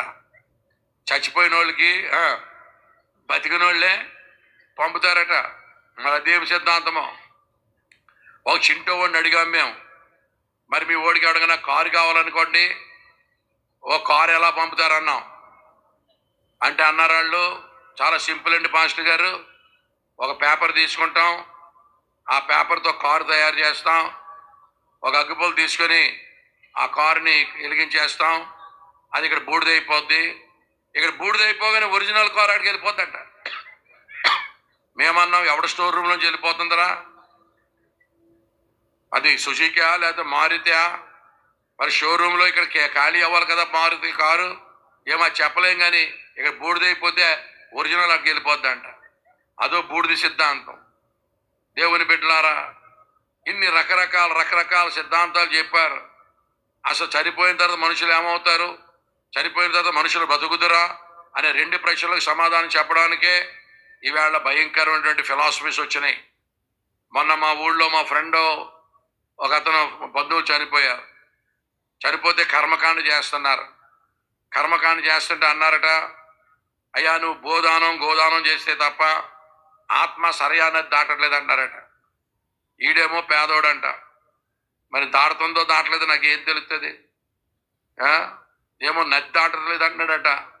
దాటకపోతే నన్ను ఏమంటాడంటే ఆవుంది అమ్మంటాడంట, నా దగ్గర డబ్బులు లేవంటాడంట. మరి దాటలేదు అంటాడంట. మరి ఏం చేయమంటే, మరి ఏం చేస్తారు చేసుకోండి, నా దగ్గర డబ్బులు. ఆత్మ నది దాటట్లేదంట. ప్రియమైన వాళ్ళ, ఇవన్నీ కూడా రుజువు చేయడానికి వీలు లేనటువంటివి. మరణమైన తర్వాత మనుషులు ఏమవుతారో అన్న విషయాన్ని రుజువు చేసినటువంటి వాడు యేసయ్య. దేవునికి స్తోత్రం కలుగునగా. ఆయన మరణమును నిరర్థకము చేసి, నేను సగం చెప్తాను, మీరు సగం చెప్పండి. ఆయన మరణమును నిరర్థకము చేసి జీవమును అక్షయతను వెలుగులోకి తెచ్చాడు ఆయన. దేవునికి స్తోత్రం. Jesus Christ has redefined everything. సొలొమోను కంటే జ్ఞాని. సొలొమోను జ్ఞానానికే నేను అలాగైపోతే, సొలొమోను కంటే శ్రేష్ఠుడు దేవుని కుమారుడు, సకల సృష్టికర్త మీ మధ్యకు వస్తే మీరు ఆయన మాటలు పట్టించుకోలేదట, ఆయన మాటలు చెవిని పెట్టలేదట, ఆయన మాటలు మీరు లక్ష్య పెట్టలేదట. మీరు శిక్షకు పాత్రులు కారా అని షేబా దేశపు రాణి ఈ తరమ వారి మీద నేరస్థాపన చేస్తుంది. స్తోత్రం చెప్పండి గట్టిగా. ఇప్పుడు చెప్పండి, నేరస్థాపన చేసే వాళ్ళు ఎంతమంది? మొదటిది నోవహు, రెండవది ఈ నినివే తరమ వారు, మూడవది షేబా దేశపు రాణి. ఇక్కడి నుంచి మన ప్రసంగం బిగిన్ అవుద్ది. అదంతా ఇంట్రొడక్షన్. దేవునికి స్తోత్రం చెప్పాలి గట్టిగా. దేవుని బిడ్డలారా, ఈ నేరస్థాపన అనేటువంటిది అలా కంటిన్యూ అవుతుంది. నీకు తెలుసా, ఈవేళ క్రీస్తు విరోధుల మీద, మతోన్మాదుల మీద ఒక ఆయన నేరస్థాపన చేయబోతున్నాడు. ఎవరు తెలుసా అతను? ఈ మతోన్మాదుల మీద, క్రీస్తు విరోధుల మీద ఒక ఆయన నేరస్థాపన చేయబోతున్నాడు. ఆయన పేరు అపోస్తలుడైన పౌలు. అపోస్తలుడైన పౌలు పూర్వము దోషకుడు, హింసకుడు, హానికరుడు. యేసు ప్రభు అన్న, యేసు ప్రభు శిష్యులన్న వాడికి విపరీతమైన ద్వేషం, విపరీతమైన కక్ష, కోపం. చాలా మంది విశ్వాసులను చెరసాల్లో వేయించిన వాడు, చాలా మందిని చంపించినటువంటి వాడు. ఇంకా దమస్కులో ఎవరైనా ఉన్నారేమో అని లైసెన్స్ కిల్లర్గా ఏమండి లైసెన్స్ తీసుకుని వెళ్తా ఉన్నాడు. ఏమండి ఇంకేం చేశాడు? స్టెఫెను చంపబడుతున్నప్పుడు స్టెఫెను యొక్క బట్టల దగ్గర కాపలా ఉన్నాడు. భయంకరమైన మతోన్మాది, భయంకరమైన క్రీస్తు విరోధి, ఎందరినో చంపి చెరసాల్లో వేయించిన వాడు. ఒక దినాన్ని దమస్కు పట్టణానికి వెళ్తా ఉంటే ఒక దేవుని వెలుగు వచ్చి ఆ గుర్రం మీద ఉన్నవాడిని తాకింది. ఆ గుర్రం నుంచి దాపుని కింద పడిపోయింది. అందులోంచి ఒక స్వరం వినబడుతుంది, సౌలా సౌలా నీవేళ నన్ను హింసించుచున్నావు. ఎవరు నువ్వంటే, నీవు హింసించుచున్న క్రీస్తుని అన్నాడు. అనగానే ప్రియులారా 3 రోజులు కళ్ళు కనపడలేదు. మళ్ళీ పాస్టర్ గారు ప్రార్థన చేస్తే కళ్ళు తెరవబడ్డాయి. అప్పటి నుంచి దేవుని సేవకుడిగా మారిపోయాడు. అతను నేరస్థాపన చేస్తాడు ఈ మతోన్మాదుల మీద, ఈ క్రీస్తు విరోధుల మీద. ఒరే, మీకంటే భయంకరమైనటువంటి మతోన్మాదిని నేను, నంబర్ 1 రౌడీ షీటర్ నేను. మీరు నా దగ్గర పోల్చుకుంటే మీరు గొట్టంగలరా? మీ రౌడీజం ఏమాట, మీరే బాటి. నేను ఎంతో మందిని చంపించాను, ఎంతో మందిని చెరసాల్లో వేయించాను. నాకు అసలు ఏసంటే పడనే పడదు. అటువంటి నేనే మారిపోయి ఈవేళ బైబిల్ వేసుకుని తిరిగి ఏమండి దేవుని సేవకుని అయిపోతే నాతో పోల్చుకుంటే నీ ఏమాత్రం నువ్వు గొట్టంగా అని పౌలు చెప్పరేటండి, నేరస్థాపన చేస్తాడండి. నేనే మారిపోయి ఈవేళ దేవునికి దాసుడిని అయిపోయి ఆయన దేహమందు కొదువుగా ఉన్న వాటిని నా దేహంలో అనిపించడానికి సిద్ధపడి నేను పానార్పణముగా పోయబడుతూ దేవుని కొరకు ఎన్నో హింసలు పొందుతూ ఆయన ఎందుకు సంతోషిస్తూ ఉంటే నువ్వు నాకంటే మతోన్వాదివా? నాకంటే క్రీస్తు విరోధువా? నీ తాతలాంటి వాడిని నేనే మారిపోగలేంది గొట్టంగా నీకేమొచ్చిందిరా అని చెప్పరేటారా? అపోస్తలుడు పౌలు వీళ్ళ మీద నేరస్థాపన చేస్తారు. మీకు తెలుసా, మా ప్రాంతంలో ఒక సామెత చెప్తారు, గడ్డపారలు ఎగిరిపోతుంటే మిమ్మల్ని లోకంలో ఉంచకూడదు, మీరు ఇవి కోపం వచ్చారు నేను మీ మీద నేరస్థాపన చేయాలి. మీరు ఎక్కడోళ్ళో మరి ఎక్కడోళ్ళో నాకు అర్థం అవట్లేదు. గడ్డపారలు ఎగిరిపోతుంటే ఇస్తరాకులకు వచ్చిందా? వచ్చిన తుఫాను గట్ట ఏమి ఎగిరిపోతున్నాయి? గడ్డపారలు ఎగిరిపోతుంటే ఏమండి ఈవేళ ఫ్యాక్షనిస్టుల మీద కొంతమంది నేరస్థాపన చేస్తారు. పెద్ద పెద్ద ఫ్యాక్షనిస్టులు మారిపోయారండి. వాళ్ళ ఇంట్లో ఏమండి ఈ బాంబులు మీ ఇంట్లో ఉల్లిపాయల్లాగా ఉంటాయి. వాళ్ళ పని బాంబులు ఇసురుకోవడమే. ఎంతో మందిని చంపినటువంటి వాళ్ళు ఈవేళ మార్పు చెంది దేవుని సేవకులు అయిపోయారు. దేవునికి మహిమ కలుగునగాక. హల్లెలూయా చెప్పట్లేదు మీరు? హల్లెలూయా, హల్లెలూయా. రాజశేఖర రెడ్డి గారి తమ్ముడు అని పేరు ఆయన పెద్ద మతోన్మాది. ఏమంటే ఫ్యాక్షనిస్టులు ఎంతమంది నక్సలైట్లు మారిపోయారు, ఎంతమంది ఫ్యాక్షనిస్టులు మారిపోయారు. ఈ మారిపోయిన వాళ్ళు మారనోళ్ళ మీద నేరస్థాపన చేస్తారు. దేవునికి స్తోత్రం కలుగునగా. హల్లెలూయా. ఏమండి ఈ లోకంలో జ్ఞానులందరి మీద, ఈ తెలివిగల వాళ్ళందరి మీద, ఈ సైంటిస్టులందరి మీద, ఈ జ్ఞానులందరి మీద ఎవరు నేరస్థాపన చేస్తారు తెలుసా? Einstein and Newton and all the scientists who believed in Christ are going to blame them. ఏమండి ఐన్స్టీన్ అంటే తక్కువ బ్రెయిన్, E=mc². దాన్ని వర్ణించగలిగినటువంటి వాళ్ళు ప్రపంచంలో 4-5 ఉంటారంట. E=mc². మనకి A+B² సూత్రమే. A+B² A²+2AB+B² అనడానికే మనకు చెవట్లేకపోయి A+B² సూత్రం రాని. ఏమండి E=mc². టాప్ మోస్ట్ బ్రెయిన్స్, ప్రపంచంలో నంబర్ 1 సైంటిస్టులు అందరూ యేసుని నమ్ముకున్న వాళ్ళే. వాళ్ళు వచ్చి వీళ్ళ మీద నేరస్థాపన చేస్తారు. నువ్వు మాకంటే తెలుగుగలవాడు అంటరా, నువ్వు మాకంటే బుర్రగాడు అంటరా, మేమే యేసు ప్రభుని నమ్ముకుంటే నీకేం రోగం వచ్చిందిరా అని జ్ఞానులందరూ కూడా ఈ బ్యాచ్ మీద నేరస్థాపన చేస్తారండి. నువ్వు KGH చీఫ్ ఏమో, మా దగ్గర చాలా చీపు, అక్కడ చీఫ్, ఇక్కడ చీపు. నేరస్థాపన చేస్తారు. దేవుని బిడ్డలారా, ఈవేళ నాస్తికుల మీద ఒక ఆయన నేరస్థాపన చేయబోతున్నాడు. నాస్తికులందరికంటే ప్రధానమైన నాస్తికుడు ఉండేవాడు. అతని పేరు సిఎస్ లూయిస్. నంబర్ 1 నాస్తికుడు ఆయన. నాస్తికత్వం మీద ఎన్నో పుస్తకాలు రాశాడు సిఎస్ లూయిస్. ఆయన మారు మనసు పొంది రక్షణ పొంది దేవుని కొరకు బలమైనటువంటి కార్యాలు చేశాడు. జికే చెస్టర్టన్ అనేటువంటి ఆధరు సిఎస్ లూయిస్ ని దేవునిలోకి నడిపించాడు. ఆయన రాశాడంటే పుస్తకాలు mere Christianity in signature classics of C S Lewis. There is a beautiful book called mere Christianity. ఇన్ని పుస్తకాలు రాశాడు ఆయన యేసుని గురించి. దేవునికి స్తోత్రం కలుగునుగాక. ఆయన నీ మీద ఏం చేస్తాడు? మతోన్మాదుల మీద చెప్పాలి, నేరస్థాపన చేస్తాడండి సిఎస్ లూయిస్. సిఎస్ లూయిస్కి ఒక జబ్బు ఉండేదట. ఆయన ఎంత తెలివిగలడంటే top most brains of the 20th century అంటారు. 20వ శతాబ్దంలో పెద్ద బుర్రకాయ ఆయన. ఆయన ఎన్ని వందల పుస్తకాలు, ఎన్ని వేల పుస్తకాలు చదివినా ఏ పేజీలో ఏ లైన్లో ఏ మాట ఉందో తెలిసిపోతుంది చెప్పేస్తాడు. ఆయనకు జబ్బు ఉందంట. చదివింది ఏది కూడా మర్చిపోలేడట. చదివింది ఏది మర్చిపోదాం అనుకున్నా మర్చిపోలేడట. అది జబ్బు అంట. మన జబ్బు ఏంటంటే ఏది గుర్తుండదు మనకి.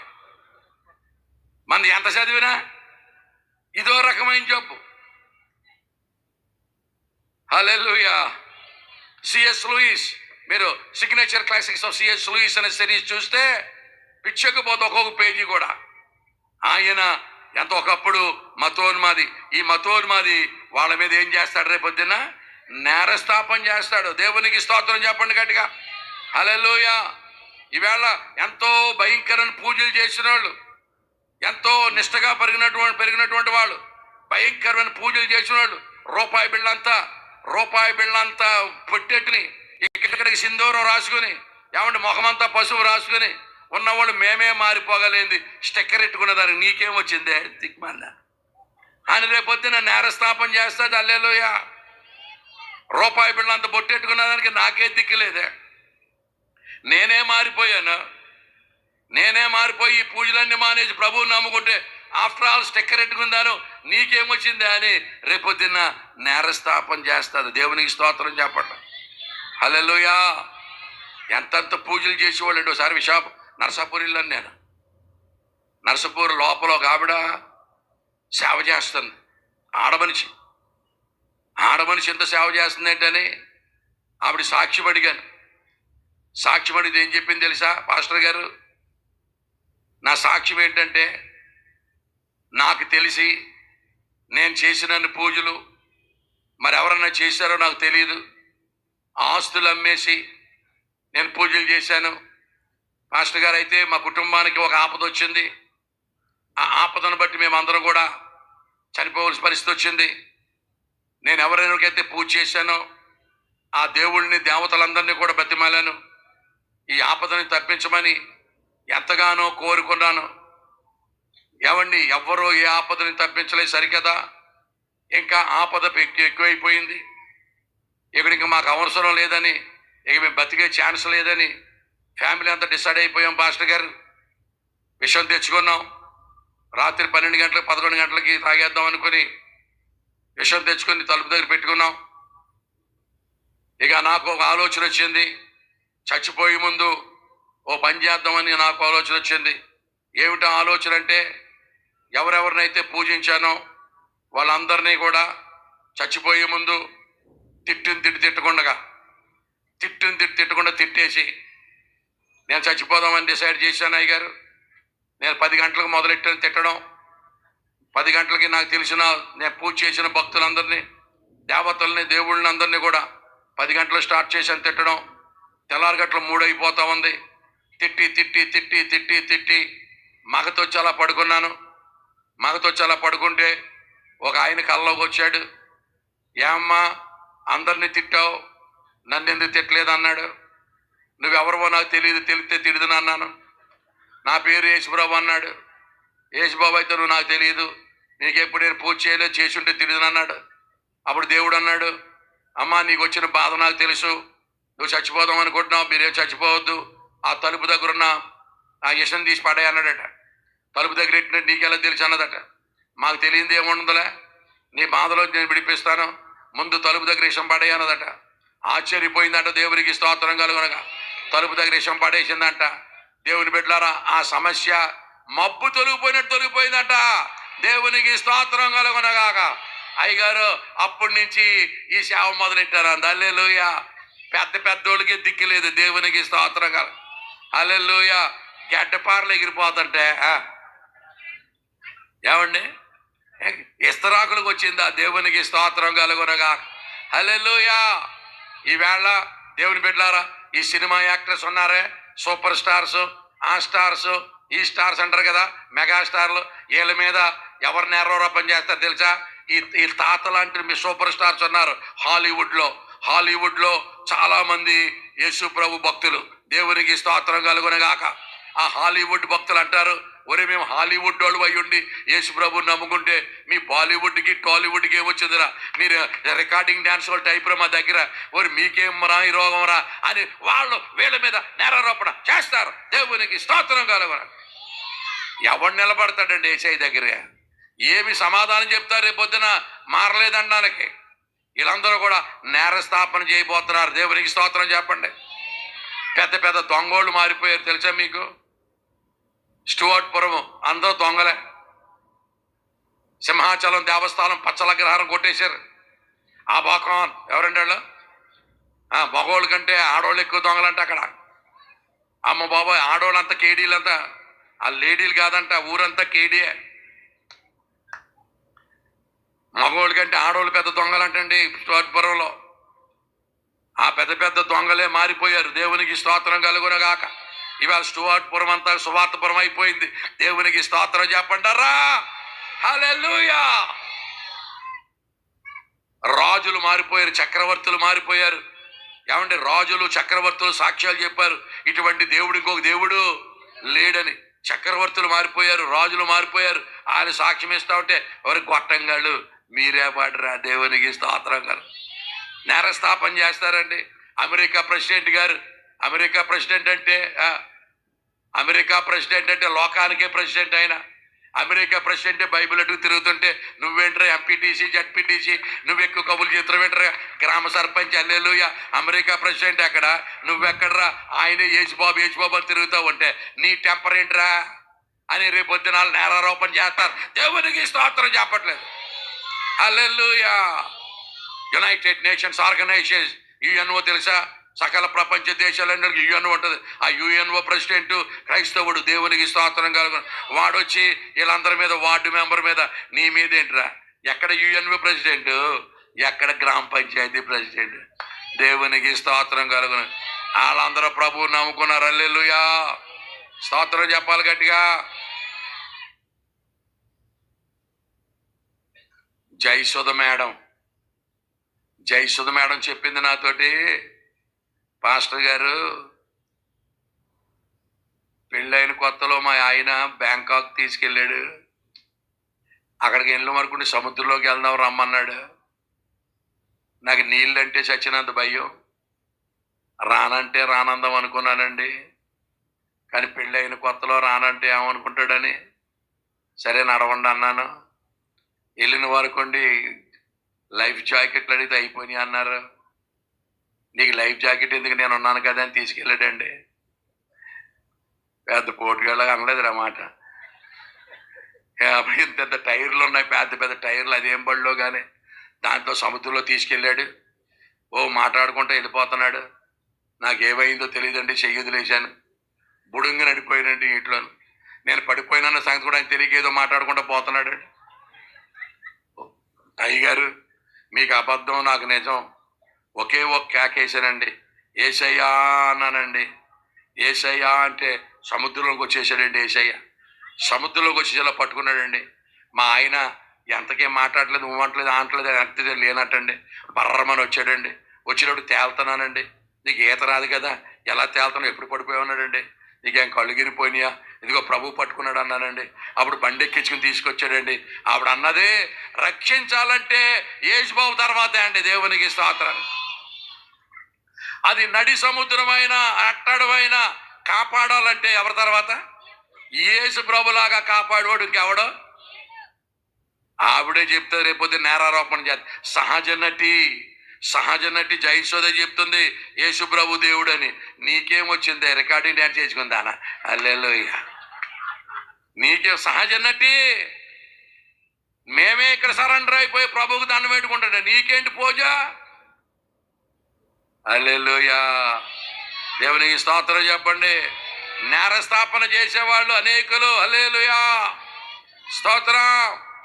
నేరస్థాపన చేసేవాళ్ళు ముగ్గురు ప్రసంగం చేస్తున్నారు. చిత్తగించండి. 1 యోహాను పత్రిక 1 రూపాయి కాసు అంత బొట్టెట్టుకుందా? నాకే దిక్కులేదు, నీకేంటే స్టిక్కర్దా. హల్లెలూయా. యోహాను పత్రిక 1 పత్రిక 5వ అధ్యాయము 7వ వచనం.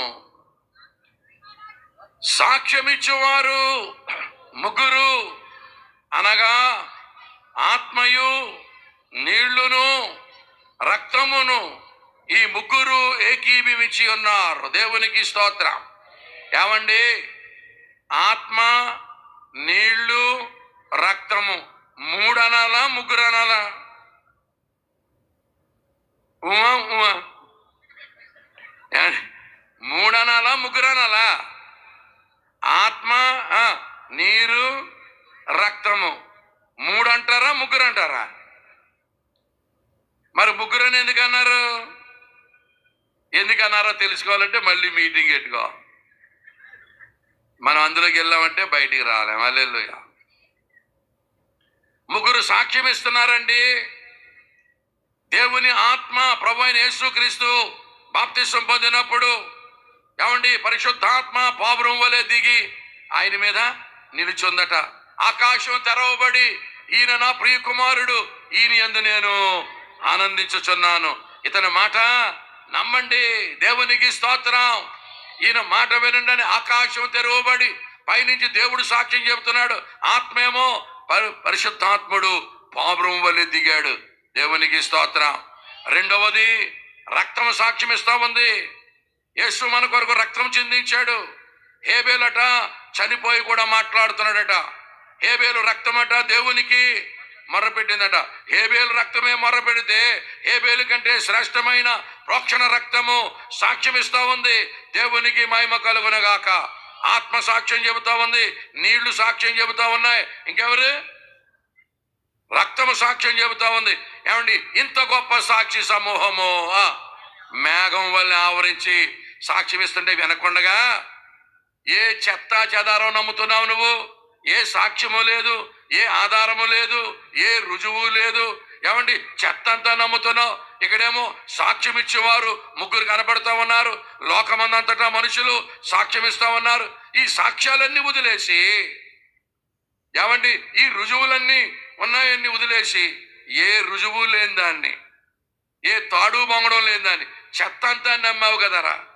చెత్త అంతా నమ్ముతున్నావు. నువ్వు నమ్మిన దానికి ఒక ఆధారం కానీ, నువ్వు నమ్మిన దానికి ఒక తర్కం కానీ, నువ్వు నమ్మిన దానికి ఒక హిస్టారికల్ బ్యాక్గ్రౌండ్ కానీ, నువ్వు నమ్మిన దానికి ఒక చారిత్రక రుజువులు కానీ ఏమీ లేవు.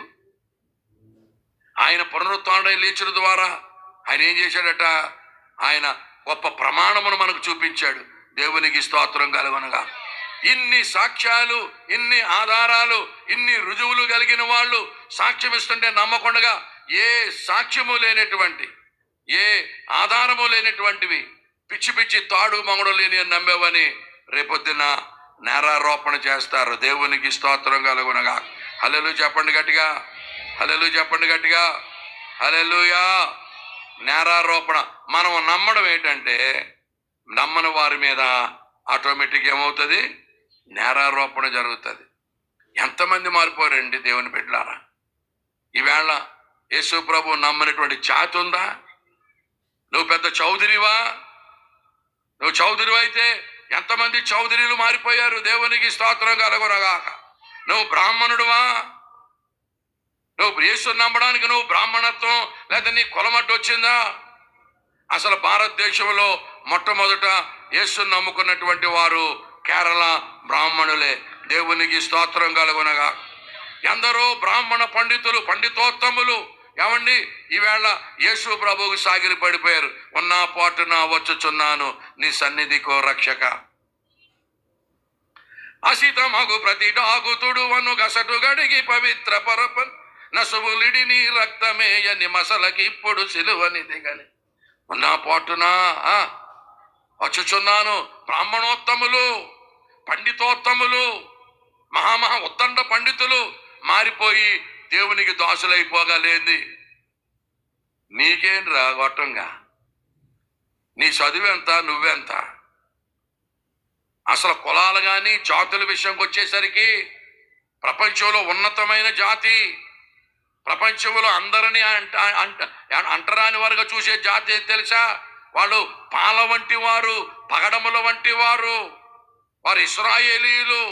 వాళ్ళు యూరోపియన్స్నే ముట్టుకోరు, వాళ్ళు ఆంగ్లో సాక్సన్స్ ముట్టుకోరు, వాళ్ళు ఆర్యులను ముట్టుకోరు. వాళ్ళు ఏమండి వాళ్ళ పేరు ఇస్రాయేలీలు, పాల వంటి వారు, పగడముల వంటి వారు. ఏమండి ఎన్నటి చక్కటి ఉన్నత దేవుళ్ళండి.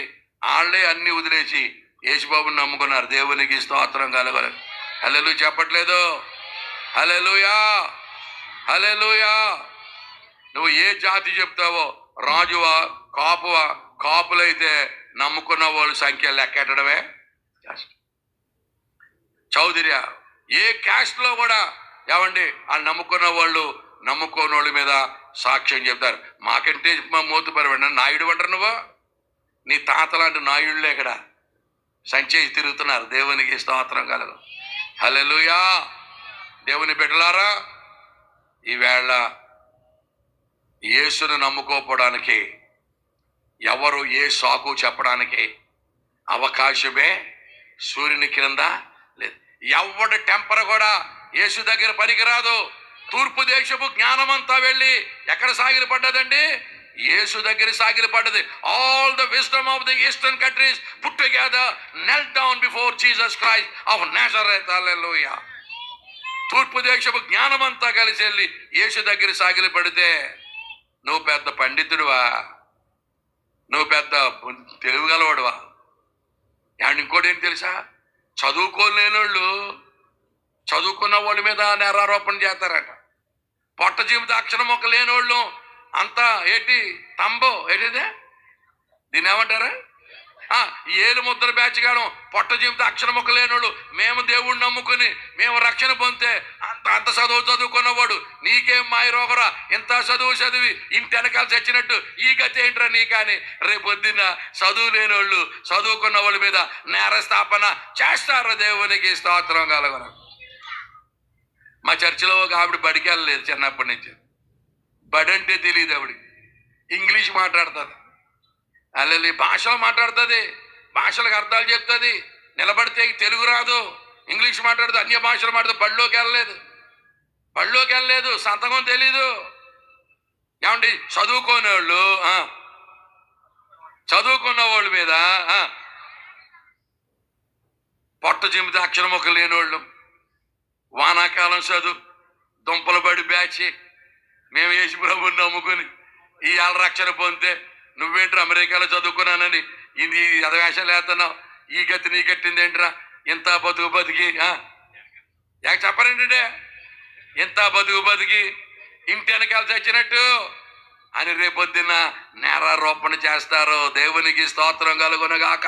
హల్లెలూయా. అందుకే యెహోవా తమకు దేవుడుగా గల జనులు. అబ్బా ఏమి ధన్యదండం అంది. హల్లెలూయా. దేవునికి స్తోత్రం. నేను రేపొద్దున్న నేరారోపణ చేస్తాను. నేను ఏమండి intermediate special English, BA English literature, MA Andhra యూనివర్సిటీలో MA English literature, American literature specialize చేసి ఇంగ్లీష్ లెక్చర్గా చేస్తూ ఉంటే దేవుడు రమ్మన్నాడు నన్ను. హల్లెలూయా. దేవుడు ప్రత్యక్షమై రమ్మన్నాడని మా ఆవిడతో చెబితే మా ఆవిడంది సేవ లేదు జావా లేదు మాట్లాడుకోరుకున్నాను. హల్లెలూయా. సేవ లేదు. ఆఖరికి మొత్తం మీద తెగించి సేవకు వచ్చేస్తే మా ఆవిడ పెట్టేట్టుకు వెళ్ళిపోయింది. హల్లెలూయా. దేవునికి స్తోత్రం. ఇంత చదువుకొని మొత్తం అంతా వదిలేసి మేము ప్రభు సేవ చేసుకుంటే నీకేంట్రా చదువు లేదు సంజయ్ లేదు దేవుడిని నమ్ముకోవడానికి మీకు నాయి రోగమంటారు నీక? పనికి మాలినాడా. మరి నువ్వు నరకానికి పాత్రుడు కదరా, నీ మీద శిక్ష పడదా? ఇలాగే ఉంటుంది రేపొద్దున్న తీర్పు.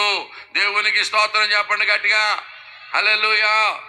ఏమండి, భయంకరమైన గవర కుటుంబంలో నుంచి, అనకాపల్లిలో భయంకరమైన గవర కుటుంబంలోంచి ఒక అతను దేవుడు నమ్ముకున్నాడని వాళ్ళ అమ్మ ఏడుస్తుంది.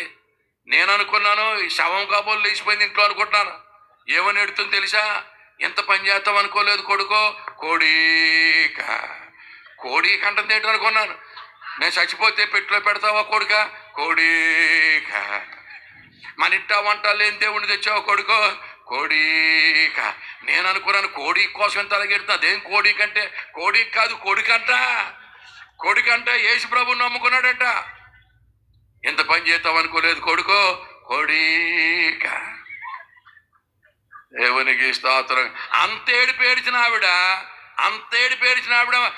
మారిపోయింది. దేవునికి స్తోత్రం కలుగునగాక, హల్లెలూయా. ఎంత ఏడుపు ఏడిచినా నేనే మారిపోతే నీకేమొచ్చిందే?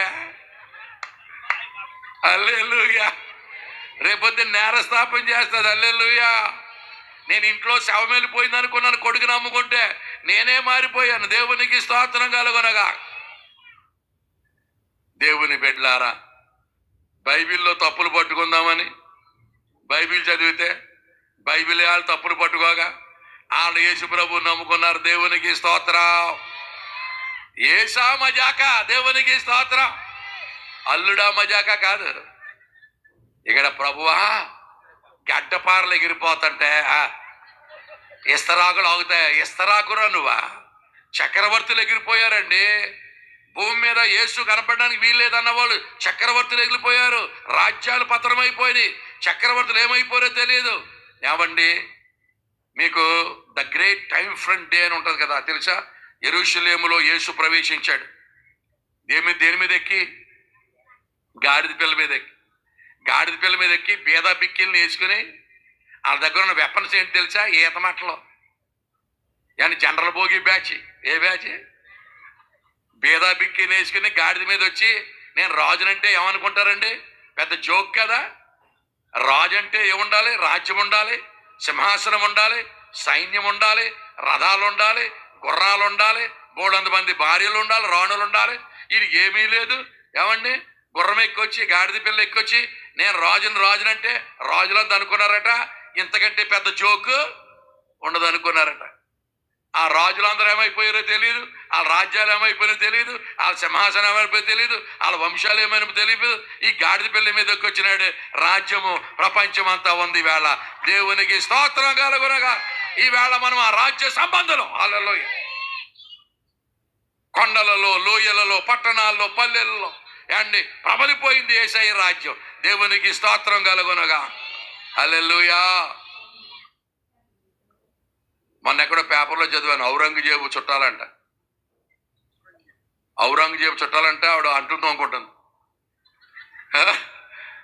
ఔరంగజేబు చుట్టాలంటే అంట్లు తోముకుంటుంది. ఎర్రకోట నాది అంటుంది. అటు నోరు మూసి ఊరుకో అన్నారు. ఎర్రకోట రెడ్ ఫోర్ట్ ఉంది కదా ఢిల్లీలో, అది మాదే అంటుంది. నోరు మూసి ఊరుకో అన్నారు. అంట్లు తోముకో అన్నారు. ఏమండి, రాజులు ఏమైపోయారండి? రాజ్యాలు ఏమైపోయి, నెమల సింహాసనాలు ఏమైపోయి, ఇనప రథాలు ఏమైపోయి, వాళ్ళ వంశావళులు ఏమైపోయి చూపించండి. గాడిద పిల్ల మీద ఎక్కువచ్చినాడు రాజ్యం దినదిన ప్రవర్ధమానం అయిపోయింది. దేవునికి స్తోత్రం కలుగునగా. హల్లెలూయా. యేసు రాజుగా వచ్చుచున్నాడు, భూలోకమంతా తెలుసుకుంటారు. యేసు రాజుగా, గ్లోరీ, భూలోకమంతా రవి కోటి తేజుడు రమ్యమైన. ఆమేన్, ఆమేన్. రాజుగా యేసు రారా. హల్లెలూయా. మొదలెట్టాడంటే అయిపోయిందని అర్థం. దేవునికి స్తోత్రంగా. ఆ డప్పు మొదలెట్టాడంటే దీనికి ఇదే భాషాంతం అర్థం. హల్లెలూయా.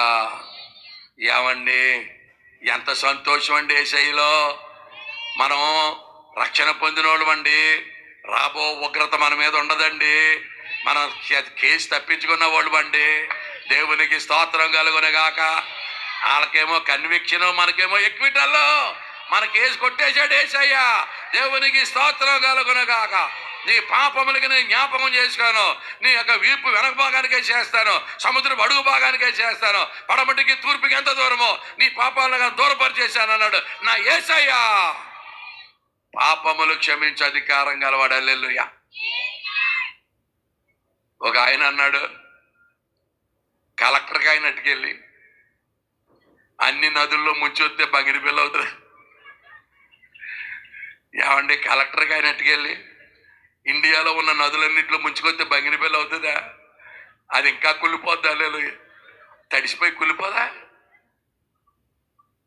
యేసు రక్తము ప్రతి పాపమును కడుగు. దేవునికి స్తోత్రం. హల్లెలూయా. అంటే మీకు ఏమర్థమైంది ఇంత చెప్పిన తర్వాత? ఏంటి తెలిసే విషయం, మనం నమ్ముకున్నామంటే మన ఇంటి పక్కోడు కేసు అనమాట. యారా, నీ ఇంటి పక్కోడు నమ్ముకోలేదు ఎదవా, నీకేమొచ్చిందిరా పనికి మాలోడా? మీ ఇంటి ఎదురుండే వాళ్ళు నమ్ముకున్నారు, మీ ఇంట్లో వాళ్ళు నమ్ముకున్నారు, మీ అమ్మ నమ్ముకుంది, మీ తాత నమ్ముకున్నాడు, మీ కోడలు నమ్ముకుంది, మీ కూతురు నమ్ముకుంది, నీకేమిరా అని రేపొద్దున నమ్ముకున్న వాళ్ళు నమ్ముకోని మీద నేరస్థాపన చేస్తారు. నేరస్థాపన రుజువైతే శిక్ష పడుతుంది. ఆ శిక్ష ఎటువంటి శిక్ష అంటే అగ్ని ఆరదు, పొడుగు చావదు, ఆరవు గంధకముల. అందులో పడిపోతే ఇక బయటికి వెళ్ళగలమా? ధనవంతుడు అందులో పడిపోయి అంటున్నాడు, మాకు ఇంటి దగ్గర ఇంకా 5 సహోదరులు ఉన్నారు, మా వాళ్ళు ఎటువంటి వాళ్ళు అంటే మృతుల్లోంచి ఒకటి వెళ్తే వింటారంట, నన్నన్నా పంపించి లేదా లాజర్నన్నా పంపించి ఒక అడిగి చెప్పొచ్చేద్దాం అన్నాడు. దేవుడు అన్నాడు, గోప వెళ్ళిపోతే ఎదవా లోపలికి వెళ్ళి, యూస్లెస్ ఫెలో, వాళ్ళు ఇంటికి వెళ్తే వస్తా ఉంటారు, నువ్వా నన్నన్నా పంపించి లాజర్నన్నా పంపించి మా వాళ్ళు ఎటువంటి వాళ్ళు అంటే బతికున్న వాళ్ళు చెప్తే తింటారంట వాళ్ళు. మరి అదేం కొంపో, మృతుల్లోంచి ఒక వ్యక్తి వెళ్తే అంటాడట, వాళ్ళు రాలిపోతే ఏదో లోపలికి వెళ్ళాడు. అక్కడ మోషే అహరోన్లు ఉన్నారు. ఎవరున్నారు అక్కడ? మోషే అహరోన్లు ఉన్నారు. వాళ్ళ మాట విన్నోడికి పుట్టగతులు ఉండవు. ఇదిగో మేము మా పాస్టర్లో ఏదో సంచేసి తిరుగుతున్నాం, చెప్పులు లేకుండా అనుకుంటారేమో, మా మాట విన్నోడికి గతులు ఉండవు. హల్లెలూయా. మాకు డబ్బులు లేకపోయినా ధనవంతులను దీవిస్తాం మేము. హల్లెలూయా. మా పరస ఖాళీ ఉన్నా సరే అవతలను దీవిస్తాం. ఫరోకి ఏముంది? ఏమంటే ఫరోకి అన్నీ ఉన్నా, యాకోబు వెళ్ళి ఫరోని దీవిస్తున్నాడు. దేవునికి స్తోత్రం కలుగునగా. ఆ బ్యాచ్ మాది. హల్లెలూయా. మా మాట విన్నోడికి పుట్టగతులు ఉండవు. హల్లెలూయా. ఏదో తెల తిరుగుతున్నాం, తెల సొక్క వేసి అనుకున్నావేమో. దేవునికి స్తోత్రం కలుగునగా. చచ్చినోడు మాట అంతే వింటారటండి. మీకు తెలుసు కదా కాకినాడలో జరిగిన గొడవ. కాకినాడలో ఒక అతను పల్లెటూరులో చచ్చిపోయాడంట. పల్లెటూరులో కాకినాడలో అతను చచ్చిపోతే పెట్టి చేసేవాళ్ళు లేరంట. సమాధి పెట్టి చేసేవాళ్ళు లేకపోతే కాకినాడ వచ్చి పెట్టి చేయించుకొని లారీ మీద వేసి తీసుకెళ్తాడంట. చీకటి అడిపోయిందంట, అర్ధరాత్రి అయిపోయిందంట, వర్షం వచ్చేస్తుందంట. తడిసిపోవడం ఎందుకని పెట్టిలో పడుకున్నాడంట. వీడు ఖాళీ పెట్టి కదా, ఖాళీ పెట్టి వేసుకెళ్తాడు, వర్షం వచ్చేస్తుంది, తడిసిపోవడం ఎందుకని పెట్టిలో పడుకున్నాడట. పెట్టిలో పడుకుంటే పాపం లారీ వెళ్ళిపోతుంది. అర్ధరాత్రి ఇద్దరు ఆపారంట. డ్రైవర్ అనుకున్నాడంటే వెనకాల మనుషులు ఉన్నారు కదా అని ఆపాడంట. వీడు పెట్టిలో పడుకున్నాడు సంగతి డ్రైవర్కి తెలియదు. పాపం ఇద్దరు ఎక్కేశారు. ఏమంటే ఇద్దరు ఎక్కేసి చూడండి, అర్ధరాత్రి చిమ్మ చీకటి, చినుకులు, సమాధి పెట్టి ఎలాగుంటుంది? ఆ పక్కన ఒకటి ఈ పక్కన ఒక గుడి గుడ్లు వేసుకొని అలాగ చూస్తున్నాడు. బిక్కు బిక్కు బిక్కుమంటున్నాడు. ఏమంటే అర్ధరాత్రి, ఏమంటే చిమ్మ చీకటి, చినుకులు, సమాధి పెట్టి ఎలాగుంటుంది సీలింగ్? పాపం కళ్ళు ఆ గోతుల్లో ఏంటి లారీ వెళ్ళి దడియలు మట్టి గుండు బడియలు మరిదట. అంత బిక్కు బిక్కు బిక్కుమంట ఆళ్ళు ఉంటే అందులో పడుకున్నవాడు అంటే మోత తీసి బుర్ర బయటకి ఏమన్నా వాన్ తగ్గింది అన్నాడట. అది చూడండి, ఏమండి వాన్ తగ్గింది అన్నాడు.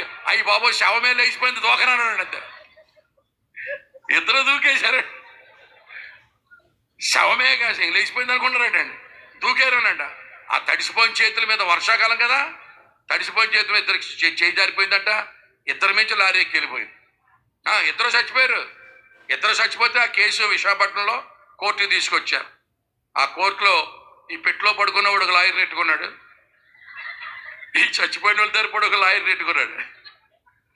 ఈ చచ్చిపోయిన వాళ్ళ తరపు లాయర్ అంటున్నాడు, ఇదిగో ఈడు వల్లనే మా వాళ్ళు చచ్చిపోయి ఈడు గురైంది అంటున్నాడు. ఆ పెట్టిలో పడుకున్న వాడు లాయర్ అంటున్నాడు, మా వాడు ఏమన్నా పొడిచాడా తోశాడా, ఏమండి వాన్ తగ్గిందా అన్నాడు. దానికే చచ్చిపోతాడు, దానికి ఎవడన్నా శిక్ష వేస్తాడంటాడు ఈడు. మళ్ళీ పైగా యామండి అన్నాడట. అది చూడండి, యామండి వాన్ తగ్గిందన్నారు కాబట్టి శిక్ష జడ్జి గారికి బుర్ర పీకేసుకుంటాడు. ఏం చేయాలి అర్థం అవట్లేదా? యామండి చచ్చిన వాళ్ళు మాట్లాడితే వింటారా? నాకు 5 సహోదరులు కలరు, గోప వెళ్ళిపోతే అథవా లోపలికి వెళ్ళి. దేవునికి స్తోత్రం కలుగును. హల్లెలూయా, హల్లెలూయా. ఇప్పుడు ఆ చచ్చిపోయినోడు ఆడేం కోరుకుంటున్నాడు తెలుసా? మా వాళ్ళు ఎవ్వరు ఇక్కడ రాకూడదని కోరుకుంటున్నాడు. ఆ సంగతి తెలియక కొంతమంది ఏమంటారు తెలుసా? మా తాత దగ్గరికి వెళ్ళిపోతాను, మా అమ్మ దగ్గరికి వెళ్ళిపోతాను. అదే నువ్వు రాకూడదని చూస్తుంది అక్కడ. హల్లెలూయా. అది అదో కాలిపోయి మా మనవరాలు కానీ మా కూతురు కానీ ఇక్కడ రాకూడదమ్మా, ఆవిడ దండం పెట్టుకుంటాం. నువ్వేమో నీకు తెలియక దాని దగ్గరికి వెళ్ళిపోతాను అంటున్నావు. జాగ్రత్త, కాలిపోతావు. హల్లెలూయా. దేవునికి స్తోత్రం కలుగునగా. హల్లెలూయా. అప్పుడు చెప్పండి, సాక్ష్యం ఇచ్చేవారు 3, నేరస్థాపన చేసేవారు. ఇలాగా ఒకటే గుర్తించుకోండి, అంతా మర్చిపోయారు కానీ గడ్డపారలు ఎగిరిపోతుంటాయి. ఇస్తరాకులకి యేసు ప్రభు సువార్త దగ్గర అవ్వడం, ఆగడం. రాజులు కానీ, చక్రవర్తులు కానీ, రాజ్యాలు కానీ, పండితులు కానీ ఎవరు ఆయన ఎదుట నిలువ జాలరు. దేవునికి స్తోత్రం కలుగునగాక. అన్ని రకాలలో, ఎన్ని రకాలలో అయితే భూమి మీద ఉన్నారో అన్ని రకాలలో నుంచి మారు మనసు పొంది యేసుని నమ్ముకున్న వాళ్ళు భూమి మీద లెక్కకు మించి ఉన్నారు. దేవునికి స్తోత్రం కలుగునగాక. కనుక దేవుడిని నమ్ముకున్నందుకు మీరు ధన్యులు. అండ్ ప్రభు కొరకు సాక్ష్యం ఇస్తా జీవించండి. దేవుడి మాటలు దీవించునుగాక. ప్రభు చిత్తమైతే వచ్చే సంవత్సరం ఇదే రోజుల్లో ఇదే స్టేజ్ మీద కలుసుకుందాం. అంతవరకు చూస్తూనే ఉండండి TV9. అంతవరకు ఇస్తూనే ఉండండి సాక్ష్యం. ప్రభు పక్షంగా నిలబడుతూనే ఉండండి. దేవుణ్ణి బట్టి ఆనందిస్తూ ఉండండి. ఇంత గొప్ప రక్షణ మనకు నిర్లక్ష్యం చేసిన ఎలాగూ తప్పించుకుంటాం. హల్లెలూయా. అంత చప్పట్లు కొట్టి దేవుని కనపడతాం. హల్లెలూయా, హల్లెలూయా, హల్లెలూయా. తలలో వంచండి, ప్రార్థన చేసుకుందాం. ప్రేమ కలిగిన మా పరలోకపు తండ్రి, ప్రియా దేవుని బిడ్డలారా, ఇంకా తడవ చేస్తున్నావా? బాప్తిసం తీసుకోవడానికి ఇంకా ఆలస్యం చేస్తున్నావా? ఇంకా దేవుడిని నమ్ముకోవడానికి ఆలస్యం చేస్తున్నావా? నీ తలదన్నినోళ్ళు, నీ తలదన్నినటువంటి వాళ్ళు మారు మనసు పొంది ప్రభువు నమ్ముకుంటా ఉన్నారు. హల్లెలూయా. సొలొమోను కంటే గొప్పవాడు, యోనా కంటే గొప్పవాడు, అహరోను కంటే గొప్పవాడు మన ప్రధాన యాజకుడు. ఓ రబారా షదారా రిబాబారా కందా, ఓ రికారాల రూబాబాబా రాష. అహరోను కంటే శ్రేష్ఠ రికందారా బాబా. ఓ హల్లెలూయా. ఇమ్మానుయేలు దేవుడు, ఇహ పరములకు రాజువు. మాకెంత ధన్యత, మాకెంత ధన్యత, మాకెంత భాగ్యము, మాకెంత భాగ్యము నాయనా. నిన్ను ఆరాధించడం మాకెంత భాగ్యం, నీ అందు విశ్వాసం ఉంచడం మాకెంత భాగ్యము. మేమెంత ధన్యులు వేసయ్యా నాయనా. నాయనా నీ కొందరు మేము నీ కొరకు సాక్ష్యం ఇచ్చుటకు ఆయన అనేకుల మీద మేము నేరస్థాపన చేయవారుగా మమ్మల్ని నిలవబెట్టండి తండ్రి. నీ కొందన మేలుకై జ్ఞాపకం చేసుకోరండి, దీవించండి. ఇంకెవరైనా తడవు చేస్తా ఉంటే, ఇదిగో నాయన ఇంకెవరైనా జాప్యం చేస్తా ఉంటే, నాయన యేసుని నమ్ముకోవడానికి ఇంకా ఆలోచన చేస్తా ఉంటే వారిని మీరు త్వరపరచండి, వారితో మీరు మాట్లాడండి. మేలుకై జ్ఞాపకం చేసుకుని వాళ్ళని ప్రభా నీ వైపు ఆకర్షించుకొని మహిమ పొందమని మా ప్రభువును నీ ప్రియ కుమారుడు మా రక్షకుడైన యేసు పరిశుద్ధ నామమును అడిగి వేడుకుంటున్నాము తండ్రి. ఆమేన్, ఆమేన్, ఆమేన్. ఇప్పుడు మన పరమ తండ్రి అయిన దేవుని ప్రేమయు ఆయన ప్రియ కుమారుడు మన రక్షకుడు గొర్రెల గొప్ప కాపరి త్వరలో రానైన మన ప్రభు అయిన యేసు క్రీస్తు వారి దివ్య కృపై పరిశుద్ధాత్మ దేవుని అన్యోన్య సహవాసం ఆదరణ కాపుదల నడిపింపు కూడిన మనకును లోకమందుల సకల పరిశుద్ధులకు ఇశ్రాయేలు ప్రజలకు యెరూషలేము దేవాలయం ఇక్కడ జరిగించున్న పరిచర్యకును సదా తోడయుండి కాపాడి నడిపించును గాక. యేసు రక్తమే జయం, శిలువ రక్తమే జయం, ప్రభు యేసు రక్తమే సంపూర్ణ విజయం. అపవాదికి అనంత నాశనం కలుగునగాక. ఆమేన్, ఆమేన్, ఆమేన్.